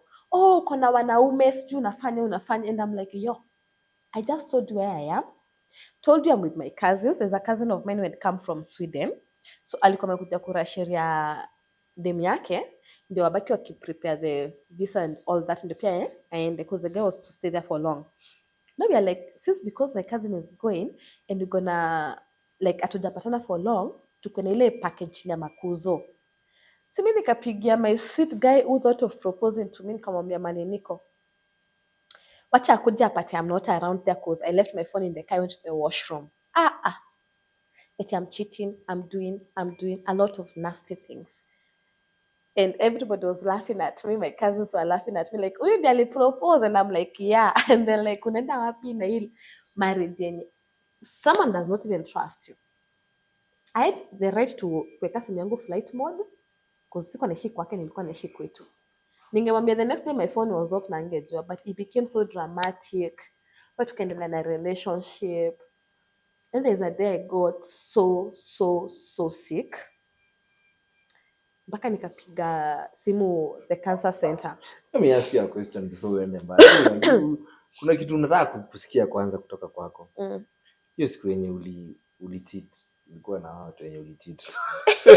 And I cheated. Iliendi hapo? No. Nilienda kumtafuta. After alienda mimi nilienda kumtafuta, I knew where I used to park. Mapenzi. Man, because mimi sikuwa na ubaya. And then I just chose to take like this guy maybe has like a disorder. That's his behaving the way he's behaving. Tukaenda kumtafuta. Tuko na mali gari yake ilikuwa imepakiwa. Nikashuka kwa gari yenye nilikuwa nikamnokia kwa kioo. The guy almost ran over my foot. After dona ni mimi venye alikanyaga hiyo gari mafuta ungefikiria ameona sijui nani. And he left me. So I went back to the car, and these cousins of mine are not taking life seriously, are just laughing. It's like funny. I'm one of them. You could take a deadly. And then they would repeat themselves. Uyo ndiye alipropose. I'm like, yeah. So nikamwambia nipelekeni kwake, take me to his. But then mimi nilikuwa, okay, if you're in my life, I really care about someone's feelings. Tukipenda, tunapenda extreme. So I went to his place. I found him. When tulifungua gate, my 2 cousins who are guys took me inside. The guy came out with a panga. Ni Meru. Yes. He wanted to chop people. Na watu wenye una chop hata juu ni akina nane. Wakamwambia hao hana shida, walikuwa wananileta, they left. This guy akabaki, alikuwa amenunua ile pombe, sijui nitoka ni quarter zenye natoshana hivi. He drank all of it in my presence. And then ukikunywa pombe kama juo, what happens? Ukunywagi? Labda hakunywa soda. Ndio inafanya nini happen? He started vomiting. He became like, he's unconscious, like anatapika lakini kama hajielewi. He's vomiting non-stop. And nikaona huyu mtu akikufa in my presence, itaniletea shida. Nikaenda nikampikia maji warm, nikamwekea chumvi na sukari. I fed him, anatapika until he could not tapika anymore. I rolled him up on a blanket, nikamfunika. The next day when he woke up, I was gone. And then he started the stalking thing. Anakuja kunistalk kwetu home kwa gate. Anakaa hapo mpaka in the morning 6. Not because of my health. There are days that sisi amka kuprepare mtoto, like my health is just so bad. So my mom would prepare the kid, anampeleka hapo gate.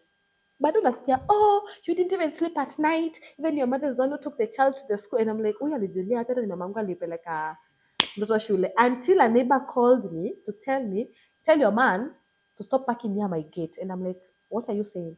Eti bwana yako anakujanga na parking kwa gate hadi asubuhi. Niko na ni psycho. I can't deal with that type of immaturity. Like, I just can't. So I told him, haiwezi make. And he used to come home. I don't know why, but I somehow think everybody I've been dating is a bit toxic. I think I attract toxic men. And tukaachana tu hivyo. Ule sonko wako toxic. Ask me. Oh, okay. Ask me, I was there. Sawa, ni hivyo tuendelee. Unaona. So apart, I don't want to talk like much of personal things that happened. Kusingetaka kuapia ni kama najaribu kuchafua mtu. But trust you me, it wasn't worth it. It wasn't. So life moved on. But before it moved on, something happened. Nikisema unafaa kunajua what happened. Sijui. Unakumbuka nikwambia, I used to get now these abdominal pains. Not because of what I'd gone through in the past. Okay, ushajua what happened. I know what happened. I used to get this abdominal pain. Nikajua niko na cervical cancer. The pain that I was feeling, I knew I had cervical cancer. I called this cancer center somewhere hapa karibu na Merutek.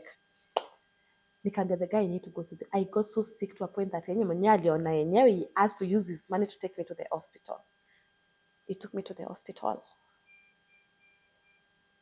Tukaenda Grace Park. I met Dr. Moshiri, the gyna. Nikamwambia venye na feel. And the gyna sends me for a pregnancy test. I'm like, so before the gyna, that morning, like I felt like when I peed and wiped myself, nilisikia kuna kitu nimeguza yenye, okay, that's not part of my lady bad. And I'm like, what the fuck is this? So somehow I tried to look at it. I had this whitish thing. Kanaka ni kama, unaona the way villi look like. Those are the small intestines. That's how this thing looked like, and it was so white in color. So nilikuwa nimepiga picha nikaonyesha dog. Villi ni tule tunakaa hivi. Like the things that push your food in the intestines, ndio ifike kwa rectum ndio ifike. Siseme minyoo. Si minyoo. Nini? Ni villi. Hizo ni? Uli zinakanga hivi. Njugu utagugu hizo tuweke hapa. Tuone kama nazijua. Now, the doctor sends me for a pregnancy test. Nikamwambia, doc, I'm not pregnant. Nikamwambia, no, go for the test and then we can talk. I went to the lab. Nikafanya test ya urine. Ikakuja niko na ball. Nikakuja doc akaniambia, you're pregnant. Excuse, doc akaniambia, now I want you to listen to this part. This was not just a normal type of story like the hizo zingine. Akaniambia, I'm pregnant. Nikamwambia I'm not pregnant. I cannot be pregnant. Kwa sasa nikimagine I'm with a stalker. No, I can't be. Akaniambia go for the scan. Kwenda for the scan, inasema I miscarried. Like kuna venye wanaitanga sijui nini. I was pregnant. I'm no longer pregnant. But do you know the question is, where did the blood go? Ulioshwa? No. There was no blood, there was no shit, there was nothing. But according to the doctor, I have a miscarriage and I was pregnant.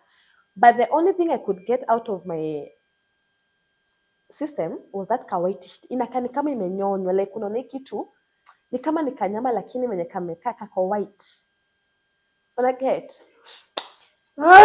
Yes. Nikaambiwa I was pregnant. Nikaulizia doc, let me ask you, how was I pregnant? I miscarried. I have miscarried before. I know what a miscarriage is. I'm supposed to at least get blood and that pieces of meat, right? If sijapata shit. And then when I came to think of that story later on, you know when wanapendanga kuongea sana kwa Antora, kukwambia stories za mtu. This guy used to be associated with Illuminati. No, maybe I am not saying he is. I'm not saying he is. But the fact that people used to mention him to be in that category, and then I miscarry, I miscarriage with no blood. Pia unaweza fikiria nini? Okay, I do understand I mean that was pregnancy. Like, I don't know. Life went on. I left this guy. I moved on with my life. Life ikasonga. So 2 months proposed and then mnaachana. Okay. It wasn't working. Sasa hii si kipindi unanipea hapa. Tuliachana. In fact, I'm even trying to jump because of even time. But tuliachana. And I don't know, there's one thing about me, like if I go, maybe if I'm with you and then I go, I'm gone. Like I don't go back. Like I don't go back to my exes. I don't think about my ex. Like that is my past. Like I just move forward. So someone akanga mtu very cold. But before I leave you, nakwanga nimeanalyze na nikaona yenyewe hii kitu haiwezi work. So I left and I moved on back home. Life was bad. And the reason as to why life was bad, naturally, health-wise, my health was zero. Niko na issues za thyroid. I'm not under treatment. I'm feeling a lot of pain. Hata hapa mali nimekaa saizi, huku nasikia huku like, huku hip bones. Nasikia ni kama, then I feel pain all over. And after nimeacha huyo nikakaa, I got so sick. Nikaanza kwenda hosi sasa kuona Dr. Kakai. Is a nephro something in Grace So now Park. this is 2024. Yes. Okay. 2024. Tuko 2024 guys. Yes. So 2024, I met this doctor. But before I met him, mama tulikuanga tumesema, okay, in between somewhere back in the years, my eyes got so bad. They got so bad. Nakumbuka babangu alikuwa anasema najifanya. So I went to the hospital. I went to eye friends pale chini ya Sayen. I went to meet doctor. Nilitaka ni noti. Akaniangalia macho, akaniambia apparently you have a condition called keratoconus. Nikamuuliza kerato what now? Akaniambia keratoconus. And I'm like, what is that? Akaniambia it's a condition that leads to permanent blindness. So you have to go have cross-linking done on you before it's too late for your eyes. I could not even raise the money. So I talked to a few influencers in Meru whom I thought would help me. I did my own poster. Ukiangalia macho zangu back then, they were so white. Najua watu wanaexpect mtu ako na macho za red, of which in school they were red and they used to cry like all the time. Huku nilikuanga black, nikuwa shule. Nikaenda Lions, I tried to see my way on how I can get treated. I could not get treated. So nikalan kuishi na life yangu. Like my mom alikuwa amechukua ma loans because of me, because of my brother. So finances alikuwanga amejipakotania a lot, you get. So she could not come through for me. We tried to raise the money, we could not raise the money. I remember I only raised 10,000 out of the 200,000 that I needed. And after kuona hii 10k itanisaidia na nini, nikiangalia mtu wangu school fees hata sijalipa, hata amefukuzwa shule. I paid it to school. I was like, hainisaidii for my health, so I can't keep it there simply because ilikuwa raised na watu. I paid my son's school fees and nikaendelea na eyesight yangu ikikaa venye iko, to a point that now I don't actually see with my left eye. Ilienda iko like 98% Hadi gone. saizi. Yeah, sijaenda for So treatment. ukifunga right hivi huwezi niona. Naona uko hapo, but hata sura sasa ziko na macho zako zinakaa ni kama ziko na mashimo. I can't see anything. Like I can see there's a person there. I can see there's something that is there. I can't tell what it is. I can tell there's a flash there. Nikiangalia pale sasa, I can't tell if it's a man with an umbrella. I can't tell. So I can't see with my left eye. And my right eye inakwanga short-sighted. Like every time nikinunua miwani, I don't know nani anatumanga kwa life yangu, anakuja inapotea. But my left eye, my right eye is short-sighted. My left eye is gone. So most of the time people out here wanasemanga na wa snob. Mimi naweza kupita kwa barabara. Unaweza kuwa on the other side of the road, you're waving at me and I will not even see you waving at me. So most people think niko na maringo, na waringia, na wa snob. But you can't go telling everybody I don't see. But each and every day of my life that goes by, I come near to my blindness. And have you thought even of doing anything maybe for support? That's when I was telling you I tried with those influencers until I saw after nimemwambia nipostie because I really needed the support. The next day after a few days amepostia, there's a lady that walikuwa na raise ya do. I think she had the ear problem. To a point nikamuuliza, hey, kama ni pesa ulikuwa unataka ndio nipostie, si ungeniambia? Of which hata ngeniambia ni pesa nataka, I didn't have money. Like, so now how about we do this? Jush, kata hii kidogo uiweke hivi ikiwa promo. Huyu mwetu hapa akona shida ya macho. Akona shida ya thyroid. Akona shida ya fibromyalgia. Hizo. I don't know what those things are. Why don't we do something for her? I don't know. Maybe support her. Maybe in the coming time tutafute uko na pay bill. Not yet. I don't know. We think of something as Meru people creative. The well-wishers, I don't know who is watching this episode. Sijui kama tuweke namba yake hapa chini. I don't know. We'll figure out before this episode. I don't know. But why don't we help someone? Umesikia story. Bado hatujamaliza. Tuko 2024. Hatujafika 2025 wakati tuko. Saizi tuko April. Hatujaachilia kipindi. Saizi ndo tunaachilia. So we don't know what happens. So why don't we do something? I don't know. What do you think, guys? Saidi msichana. Ni keki.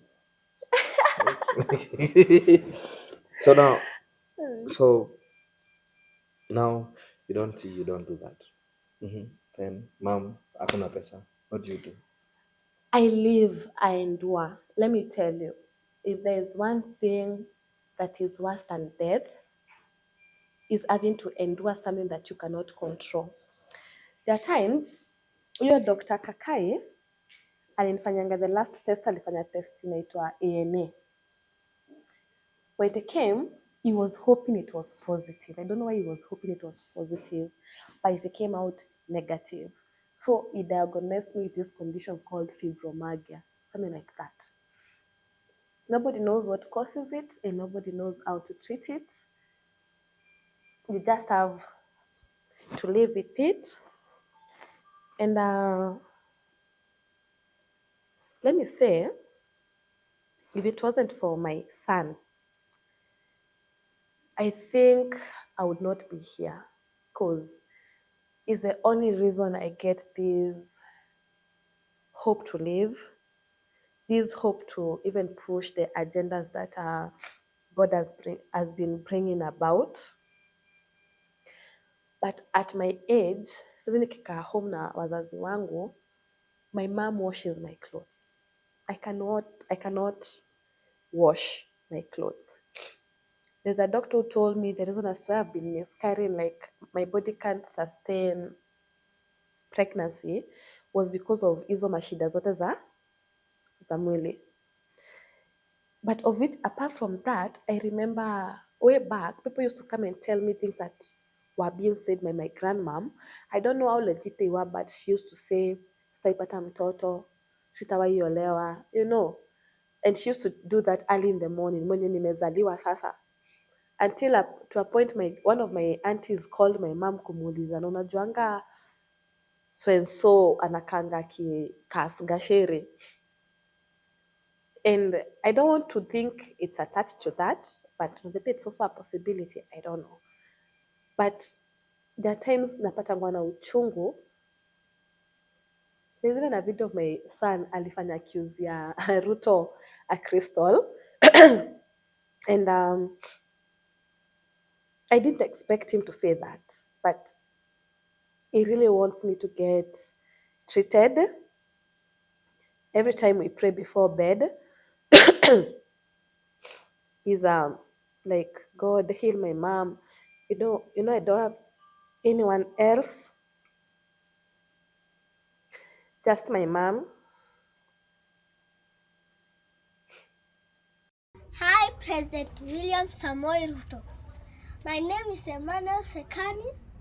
God with us and bundle of joy.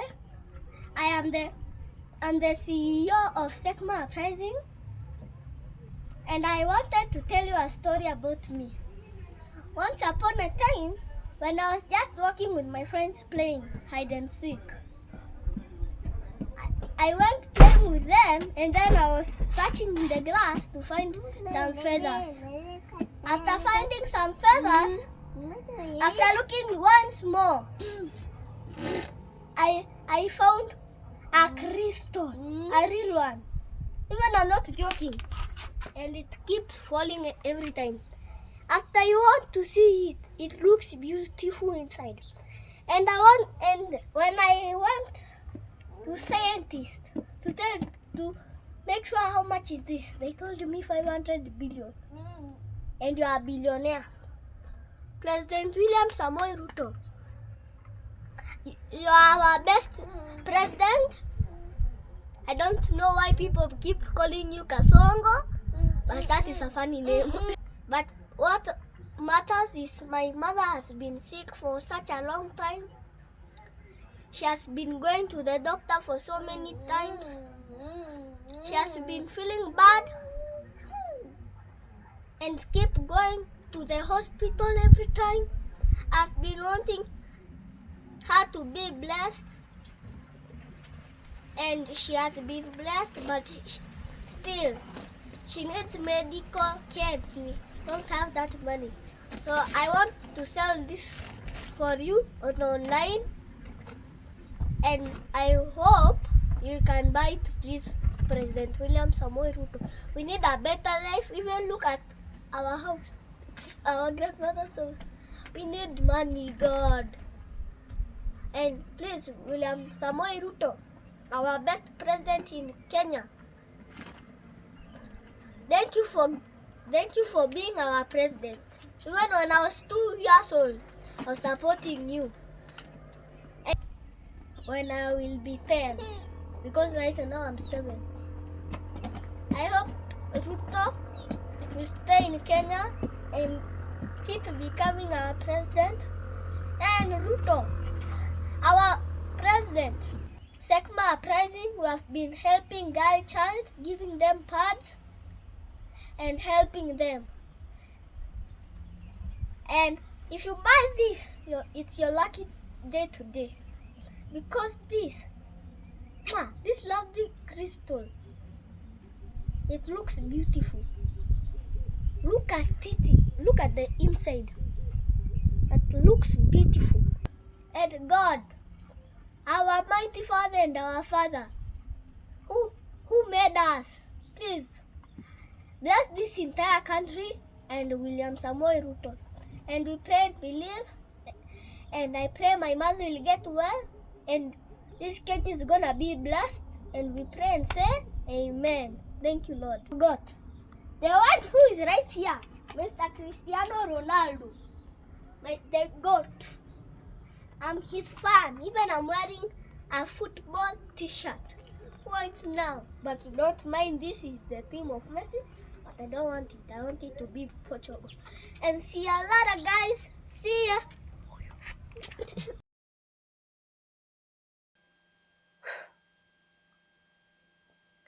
Hakuna kitu mbaya kama kukua I'm in this pain.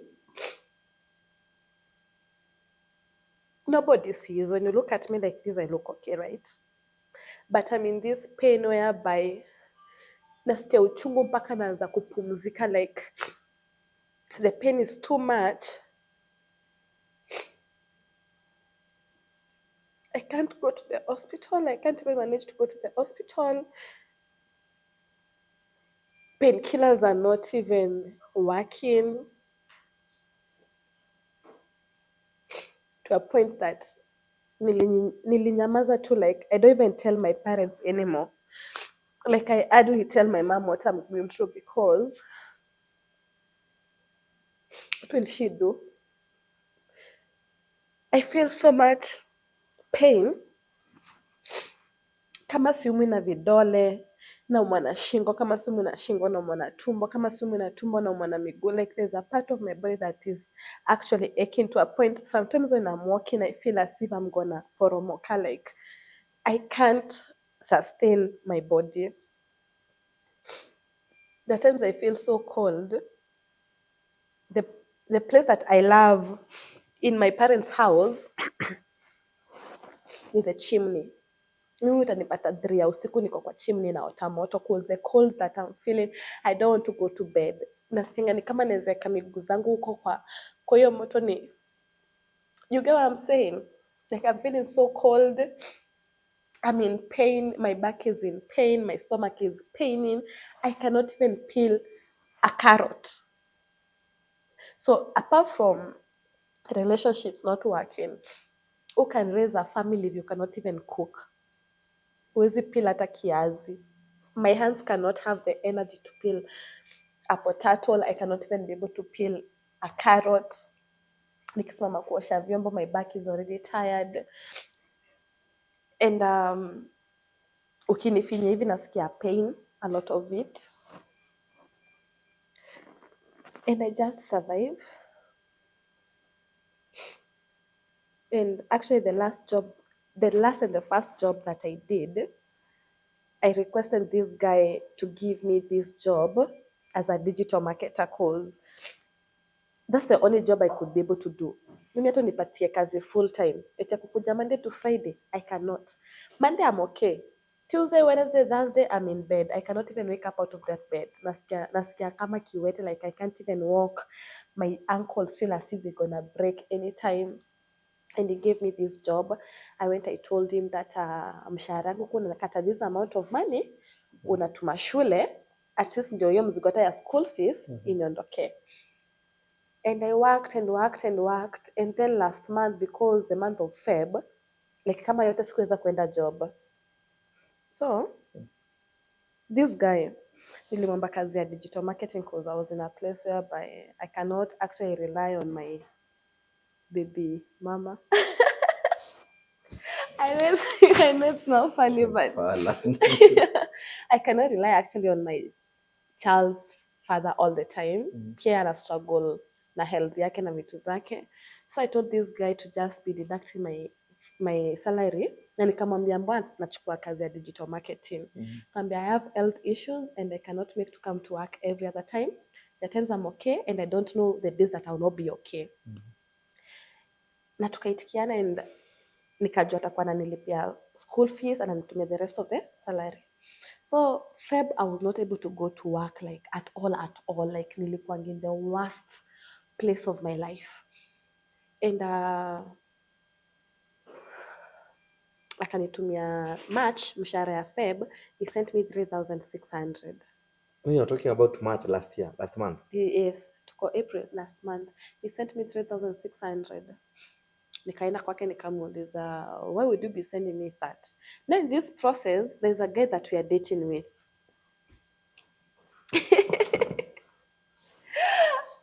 There's a guy in my life. And the reason as to why I fell for this guy, after yule mwenye alipropose alikuwanga na issues za insecurities. Like, he could not trust me. So I prayed to God to give me a man that I can work with. Ndio ajue mali niko. Jumi kelele ya sijui you're doing. It's a lot of bullshit. Like, I know, kama nakutaka na jamaa nakutaka. Siko nakutaka ndio nitoke nje. So God gave me this guy. Nikasikia akona ideas. He's not into the salary type of mindset. Akanipichia ideas zake, nikampichia zangu. And we started pushing our ideas so good that they started growing. And along the way, I could feel this guy was not genuine. Ushaona watu wenye wanapenda kuongea sana, anakukoroga, unasikia kuna mali umekorogwa, lakini umejua umekorogwa wapi. Yeye mwenyewe alikuwa amesema he wants to take responsibility of my child. My child right now is 7 years old. And akasema pia mshahara yake iko inakatwa inatupa wapi? Shule. Kumbe that month, hiyo mwisho alienda akaambia bosi asikatwe mshahara. Mshahara yake hakuwa anakatwa. So September, October, November, December, January, February. Mimi najua nakata mshahara inatoka wapi? Shule. So when he sent me that 600 and go, I went and approached him and I was like, why are you sending me that 600? You know, you haven't been coming to work. Nikamwambia, as far as you know, I have health issues. I have showed you my health. I have brought doctor's report. Kwanza yote mwenye kakai alisema niko na fibromyalgia. I showed him that condition. It's a condition that nobody knows what causes it and nobody knows how to treat. So you just endure the pain. You take painkillers. Mara naambiwa niko na shida ya nerves, a lot. And akaniambia, oh, you know, nimekudeduct because you didn't used to come to work. Nikamwambia ni sawa basi nikate mshahara. School fees ya mtoto nayo ni aje? Akaniambia, I have not been deducting any money sending to the school. All along I have been deducting the days that you never came to work. Nikamuuliza, when you gave me this job, you used your own mouth to tell me that I can be coming a day or two since I'm a digital marketer. Unajua digital you can work from anywhere. Unaweza enda hata Majuni ufanya digital marketing ya kampuni ko Kenya. But he used that excuse to kunideduct hiyo pesa yote, akutuma shule. Sasa hizo mtu yako na balance ya shule yenye it's just so crazy. Mtu yeye amekuja na barua inaonyesha sijui fee balance, unaniambia this year katikati ya term that balance ya kutoka last year you're not involved. Now what do you want me to do? Si but umeniambia ulikuwa unakatwa nani, you had someone who ulikuwa mnafanya kazi naye alikuwa akatwa pesa. Alienda akasema asikatwe pesa. So all along mimi ndio nakatwa pesa yangu, and on the other side this guy ananiomba do na ninamtumia. Were you living together? Yes. Anitumia do. We moved in together after we did our project. We moved in together last year mwisho. Like sasa tumefanya projects zetu, we know we have to be in the same house to run our projects. Tumeona this client, the client, you get what I'm saying, like proposals nini. Mimi akili yangu ilikuwa into making millions, making money, ni get a very good insurance cover, I get the treatment that I need. That was because me, the way I feel, it's like I'm wearing out. Like it scares me that in case there are times I feel as if like, yo, I can't do this. But every time I look at my son, I'm like, fuck, I have to fucking do it. Like, no matter what, I can't leave this awesome boy behind. Kwanza ni wacha, ndio maana nasikia everything that I'm doing as the word sekma, sekma, sekma, sekma. Sekma comes from his name. And after nimerealize huyu jamaa amekuwa, it's like amekuwa akinitumia, and then it's like he was using my name, I don't know, for publicity or something, I don't know. He somehow even became violent with me. And I forgot to say something. All these men that I have dated, they have all been violent with me. In spite my health being crooked, mtu anajita mwanaume ako na muscle, ako na the guts ya kuniekelea mkono simply because they feel insecure. But huyu sasa aliniekelea mikono because he would go do the nasty and I would find out and I would ask. Mimi si yule mtu eti nitakuuliza kesho, like kesho ni kesho, tuna deal sahi. I know the first time alianza kukaa na msichana mwenye tumeajiri kwa kampuni. We wanted the company to grow. I trust him with my company, with everything, with my sekma. And akaanza kukatia msichana wa job. And when I asked him about it, nikamwambia, let's do this. You just take the marketing agency. Let me take the NGO, which God gave me. Let me work on it. Itanifungulia milango za. That guy jumped on me. In spite my soul and neck, he choked me. Ile like alinifinya in a way that I could feel as if kuna kitu inamwagika from the inside. And then he leaves me there, he goes to the kitchen. I wake up now, I'm going to the bedroom. Tunapatana kwa mlango, ananigonga, ananitupa huko. So juu ile hasira yenye nilisikia, I slapped him. Sasa hii mikono yangu na hizi mashida zote niko nazo, ni impact gani? Nakwambia this guy slapped me to a point I fell on the floor. Hadi wala sijaipona bone when nilianguka. That was the first time because nimemwambia okay, tuachane tu kwa uzuri. If you really want, these young girls, I'm okay, mi sina shida. You move on. That made him so mad. The second time, it was on my birthday, on Feb date 7. Hatujaachana kitambo. Feb date 7. Mimi niko na mabeshte zangu ananiuliza, uko wapi, uko wapi, uko wapi? And I know is this jealous type of a guy that if I hug another man in front of him, ataona ni kama namfilisha. So I avoided all my friends on that day. And what does this guy do? He calls his bitch, his whore, into the car. Gari yenye si yake, gari ya baba yangu yenye nimeomba ndio to have fun on that night. You call another woman in that car. You embrace each other inside the car in my presence. Na mnaanza kunigossip mkiwa hapa mpaka niwaulize kwa nini mnaniongea na nikiwa hapa? Dem akamuuliza huyu ni nani? And the guy was like, muulize. That is sort of disrespect. Dem akaniuliza unaitwa? Mimi sina issue na dem. Si amejifungulia mlango, si ni ukweli? I don't believe in fighting other women because of a man. Nikamwambia naitwa Sandy White. Akaniambia jina yake. Nikakumbuka, I remember there is a lady sometime back who used to call this guy and you'd just delete. Una delete call log aje. Like that's weird. Una delete call log. Unagopa ni juu ulipigiwa. And it became chaotic that night. Of course, we were all, having fun. Kila mtu tuko juu huko. It became so chaotic. So the next day, tunaamkia, nilikuwa nimeka these fake nails that we do put on, and he was trying to suffocate me. Because alikuja akaninyima hewa. Alinifunga like he wants to kill me. That's what I would say. Because when you nyima mtu hair, so nataka kumuua. Then the process of me pushing him away, I remember these nails somehow broke. So itamani kuvunjika hizi makucha za uongo. It's so painful. And akaniachilia. So unajua the next day na bado niko na gari ya dad. So I have to take the car back home ndio babangu ende shughuli za. So I drove back home. And then niko nasikia uchungu huko na shanga mbona nasikia uchungu huko. Sikuwa nakumbuka someone wanted to kill me earlier.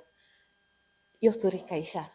A few days later napata kuna dem anaongea tu naye akimwambia I'm single, I'm what. Nikamwambia it's okay. Don't forget it was like over 6 months back that I was sexually, it was off. Like, huyu jamani nilikuwa nishasikia hapana, I don't want this. So we weren't even having the nasty. So mimi nilikuwa nimemwambia, nimekupea tu ruhusa roho safi. Don't go behind my back. Come talk to me. I'm going through my own health issues, even my sex libido being low, si kupenda kwangu. Lakini ile, I think hata nikiguzwa, by the time my body translates like, oh yeah, it's going down, inatik. Sijielewangi by the way, but I'm not into that. Like, mimi hata time naendanga club, I just go there to dance because when I'm dancing, that's the only time I feel alive. That's the only time my body doesn't pain. Kama sasa tumekaa hapa nasikia huku uchungu, mgongo wenyewe nasikia I feel as if I'm 90 years old. So nikajua anaongea na kadem kingine hapo, nikamuuliza, it became a heated argument and the guy slapped me. Hi. Nikajiuliza mara okay then utaishingi kukongwa na mtu sababu ya another woman. If I'm not good enough, let me just walk. I went back home. I texted my dad, told him what was going on, told my mom. They told me come back home, figure things out, tujue mahali utaanzia your life again. And do you know the sad part ni gani? Hizo vitu zote zenye I've gone through, apart from my health being terribly pathetic. Do you know the sad part ni gani? The fact that I wanted a family. Unaona? I really wanted to have a husband. I wanted to have children. In fact, I wanted to have 4 kids. So I don't think hata kama I want them babies anymore. Like mambo zenye nimepitia because of pregnancy, niliambia Mungu nimetosheka na hiyo moja. But it kills me when the baby is like, is family oriented too. But ukiangalia relationship, I can't sustain a relationship. Unaona? Pregnancy, I can't sustain a pregnancy. But when people out here look at me, like there's a group I was telling you about, the women that walijua time ya hiyo ya siasa, they will insult me in a way that you don't know what someone is going through. You just insult someone without caring you're gonna affect them even worse. Mimi watu wakiniangalia hivyo, let me tell you, watu wananiangalia niko na bi mbaba. Mi sijai date mbaba. God is my witness. I would rather go for a younger guy, but I've never had a mbaba in my life. Wafanye hivyo. I've never had one. Cause deep down akili yangu ilikuwa mimi nataka family. Huwezi pata familia na someone else's husband, obviously. But you can have your own family. But with what I have gone through ever since hiyo time yenye after high school hadi saa hii, I don't think I want anymore. And that is one thing that crushes me so deep that hakuna mtu anaweza understand, because I'm the one who has gone through that. And as I was going through that, mimi sijaikuwa ile like nikikuwa na ball apart from you after shule, I've never like had issues with that happening to me. Like I really wanted to have a baby. Apart from Emmanuel right now, I wanted to have more babies. But imefika ile point yenye I don't want. Ushasikia utaki? Hata ukisikia eti a man out there is telling you sijui staki. Like nimefika ile point yenye nikitulia tu hivyo, my body is aching in pain. Leave alone my health, even whatever I have gone through, whatever I have endured, and I have never told anyone, not even my best friend. I have one best friend, yeye amenitengeneza hizi kucha zangu. Sijaiambia anyone what I have ever gone through. Watu huko wanaongeanga stories zao. And then I felt, why not give you the exact tea and then you can now at least talk something that. And mimi nikisikia, I'm like, yeah, mimi ndio nilipitia hiyo. It's that sad. Okay, Sandy. Nataka tuende break ya mwisho. Tuwe tukalale. Sasa hii story labda tukuje part 2 kama part 5. Oh my God. Sawa.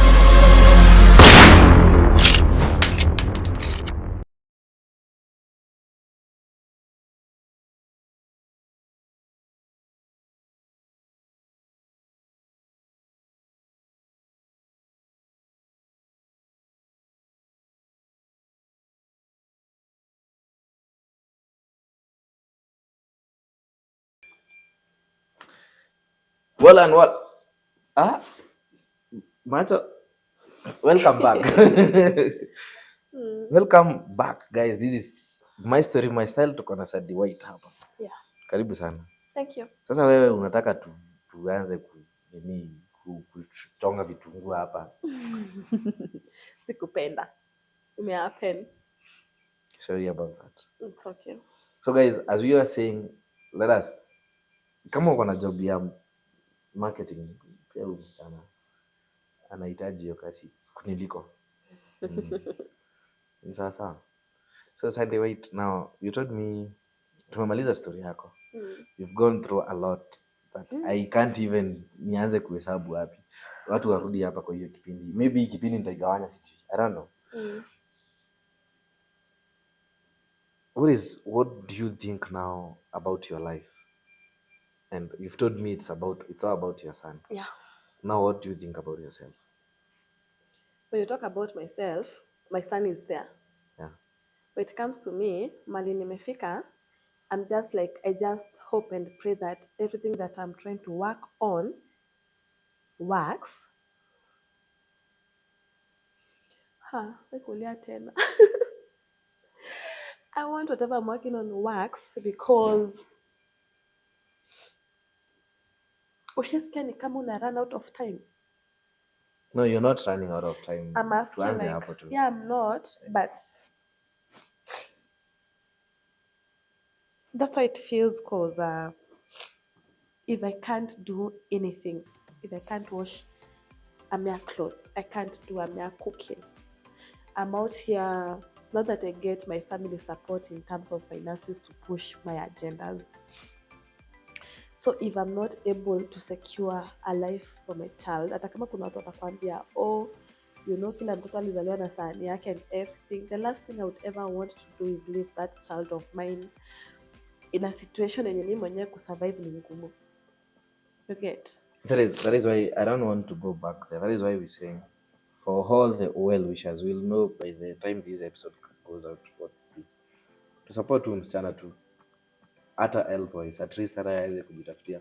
Mimi sitawaambia umpatie pesa ndo atunze mtoto. Mimi nitawaambia tushughulikie health yake. Kama ni aje wadau.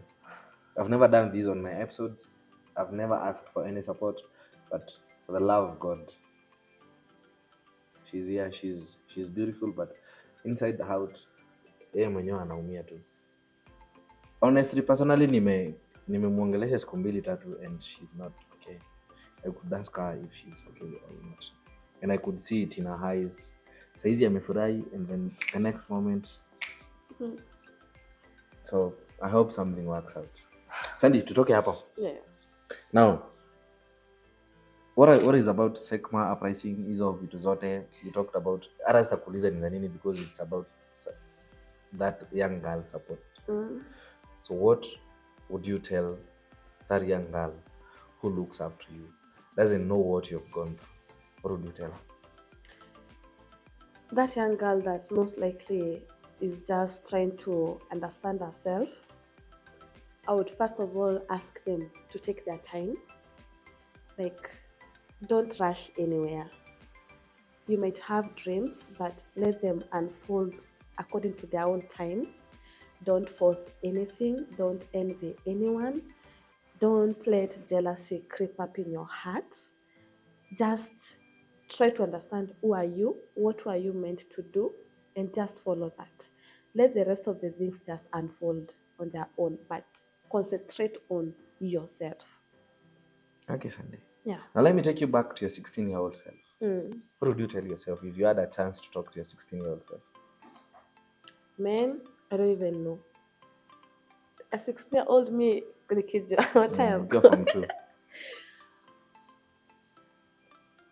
Well, because I don't know what I would tell myself. Because the first thing that happened to me wasn't my choice. It happened.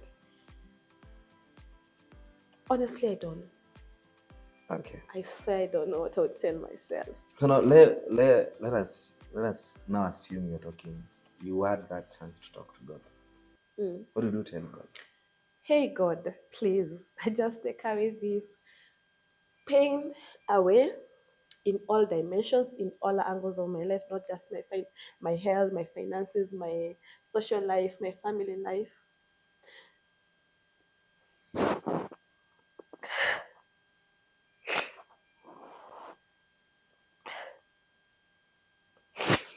I just wish I could wake up tomorrow feeling different, feeling the same way I look from the outside. Because let me tell you, there's nothing as bad as harm that happens to you from the inside. So there's a kujuni tusi, and I can choose not to. But the moment something from the inside happens to you, especially as a woman, what we call our womb, this is where life comes from. I just wish I would wake up. Because I know I'm hardworking. I know I have great ideas. I know I'm outgoing. I know I'm courageous. I know I'm kind. I'm not even praying for so much. I'm just praying for good health. Yeah. Amen, Sasa. Amen. That was a prayer that you're making if you don't know. Not yet. Yeah. So, guys, Akimista hiyo sandi hiyo maswali. Let us pray for the best. Tukuje part 2 ya hii story. Au sio Sandy? Yeah. And I pray that when you're coming for part 2, we'll be celebrating. That is my prayer, that is my wish. Tuko tuna celebrate kitu, maybe Sandy yako huko mahali amefurahi tu, anafanya kazi zake vizuri, mwili yake ina feel poa from the pain, the nerves, the hizo vitu hata mimi siwezi taja hizo vitu. That is why I say if you have that chance to help someone, please help a child. Help that someone. Akona mtoto na hii story, I hope ifike. Please share this story, ifikie watu wengi, tusaidie msichana. By the time this episode is going out, I hope we'll find something to support her, maybe a number or something to discuss. So Sandy, Yeah. any parting shot before tumalize kipindi, something that you'd like to say? Na usilie. Okay. First of all, let me congratulate myself. In spite of going all whatever I have gone through, I know I'm a strong person, and congrats to me. To my dear son, whom I love so much, more than anything, to just keep on being patient because things will be better and God will come through, and that I love him so much. I just wish I could put the love that I have for that boy. He's the only survivor. He's the only survivor that I have. The rest of them happen the way they happen, but to know that I love him so much and that I will always be here and that I'll do whatever it takes to make sure that he has a good life. And to my mom, I love her so much. Yeah, she drives me crazy because she yells a lot. My mom can yell, but she's my best friend. She has been there for me. She will clean my clothes. She will clean my son's clothes. She will cook for us. In spite of her age, she's there. So I love her so much and I pray good health and health upon her life. Yeah, and for the rest of the family too. And for you, thank you for hosting me. And with your team over here, you have a great team. Thank you for your time. Thank you for accommodating me here. Thank you for accommodating my tears, which actually I didn't know that they were gonna come. God, you are serious in the air, Kwa nilikuwa nafikiria ni gangster. man, I think I could genuinely dance for so bad. But anyway, to you and the entire team, thank you so much for having me here. It's been an honor and I really appreciate it. Okay, Sandy. Yeah, I wish you all the best. thank you. And I pray to God. I pray a lot. I pray to God that someone watches this episode and does something about it. Amen. And I hope tukikuja kufanya part 2 because kuna vitu zenye hujaniambia. Kama watu wana control pale social media. Amen. Wewe wataneni na Sandy. Umesikia story yake, mwache kumunini. For haters. Waache ni. Ama tupost hizo Mawanabi Sandy. ama tupost hizo zipost. Of course you're gonna post. Ziweke hapa. Ziweka. Wacha. Eti juu nimeomba kiti ya deputy governor. And they're like, no, this confidence, you don't want this confidence. Anyway, thanks for coming, Sandy. Thank you. And we wish you all the best from next time. Hapa ama kina Chris wish. Nasema thanks for coming. I hope this story touches someone. Despite what you're going through, Yeah. you don't have to give up. You don't have to give up. There's always light at the end of the tunnel. Yeah. I will say. So as I end up, I would like to big up my partners. Nikianza mahali hapa tulipo Harmon Creations, napiga watu picha, anafanya photomonths. Kuja fanya kazi na yeye. And then I have my video director, that is Siki Creations. Akona studio pale town, and a video director na drone pilot. Fanya kazi na yeye pia. And then I have King Visuals, another video director, and a drone pilot akona studio hapa Makutano. Enda piga picha na yeye, enda fanya video na yeye. Mpe Mungu mmoja kwa yeye. And then I have Ray Media, my senior this guy, and branding akona gift shop pale town akona studio. Piga picha na yeye pia. And then I can't forget Chris Shito editor mkali sana wa picha, and then my chief editor is the Zari Alex of Joe Phillips. Editor wangu mkubwa sana, and then I can't forget the sponsor of the episode, that is Exotic Car Wash and Mods. Kuja hapo katikati ya Mlo Kinzo na endem kuosha magari, au sio? So until next time, bless up, peace.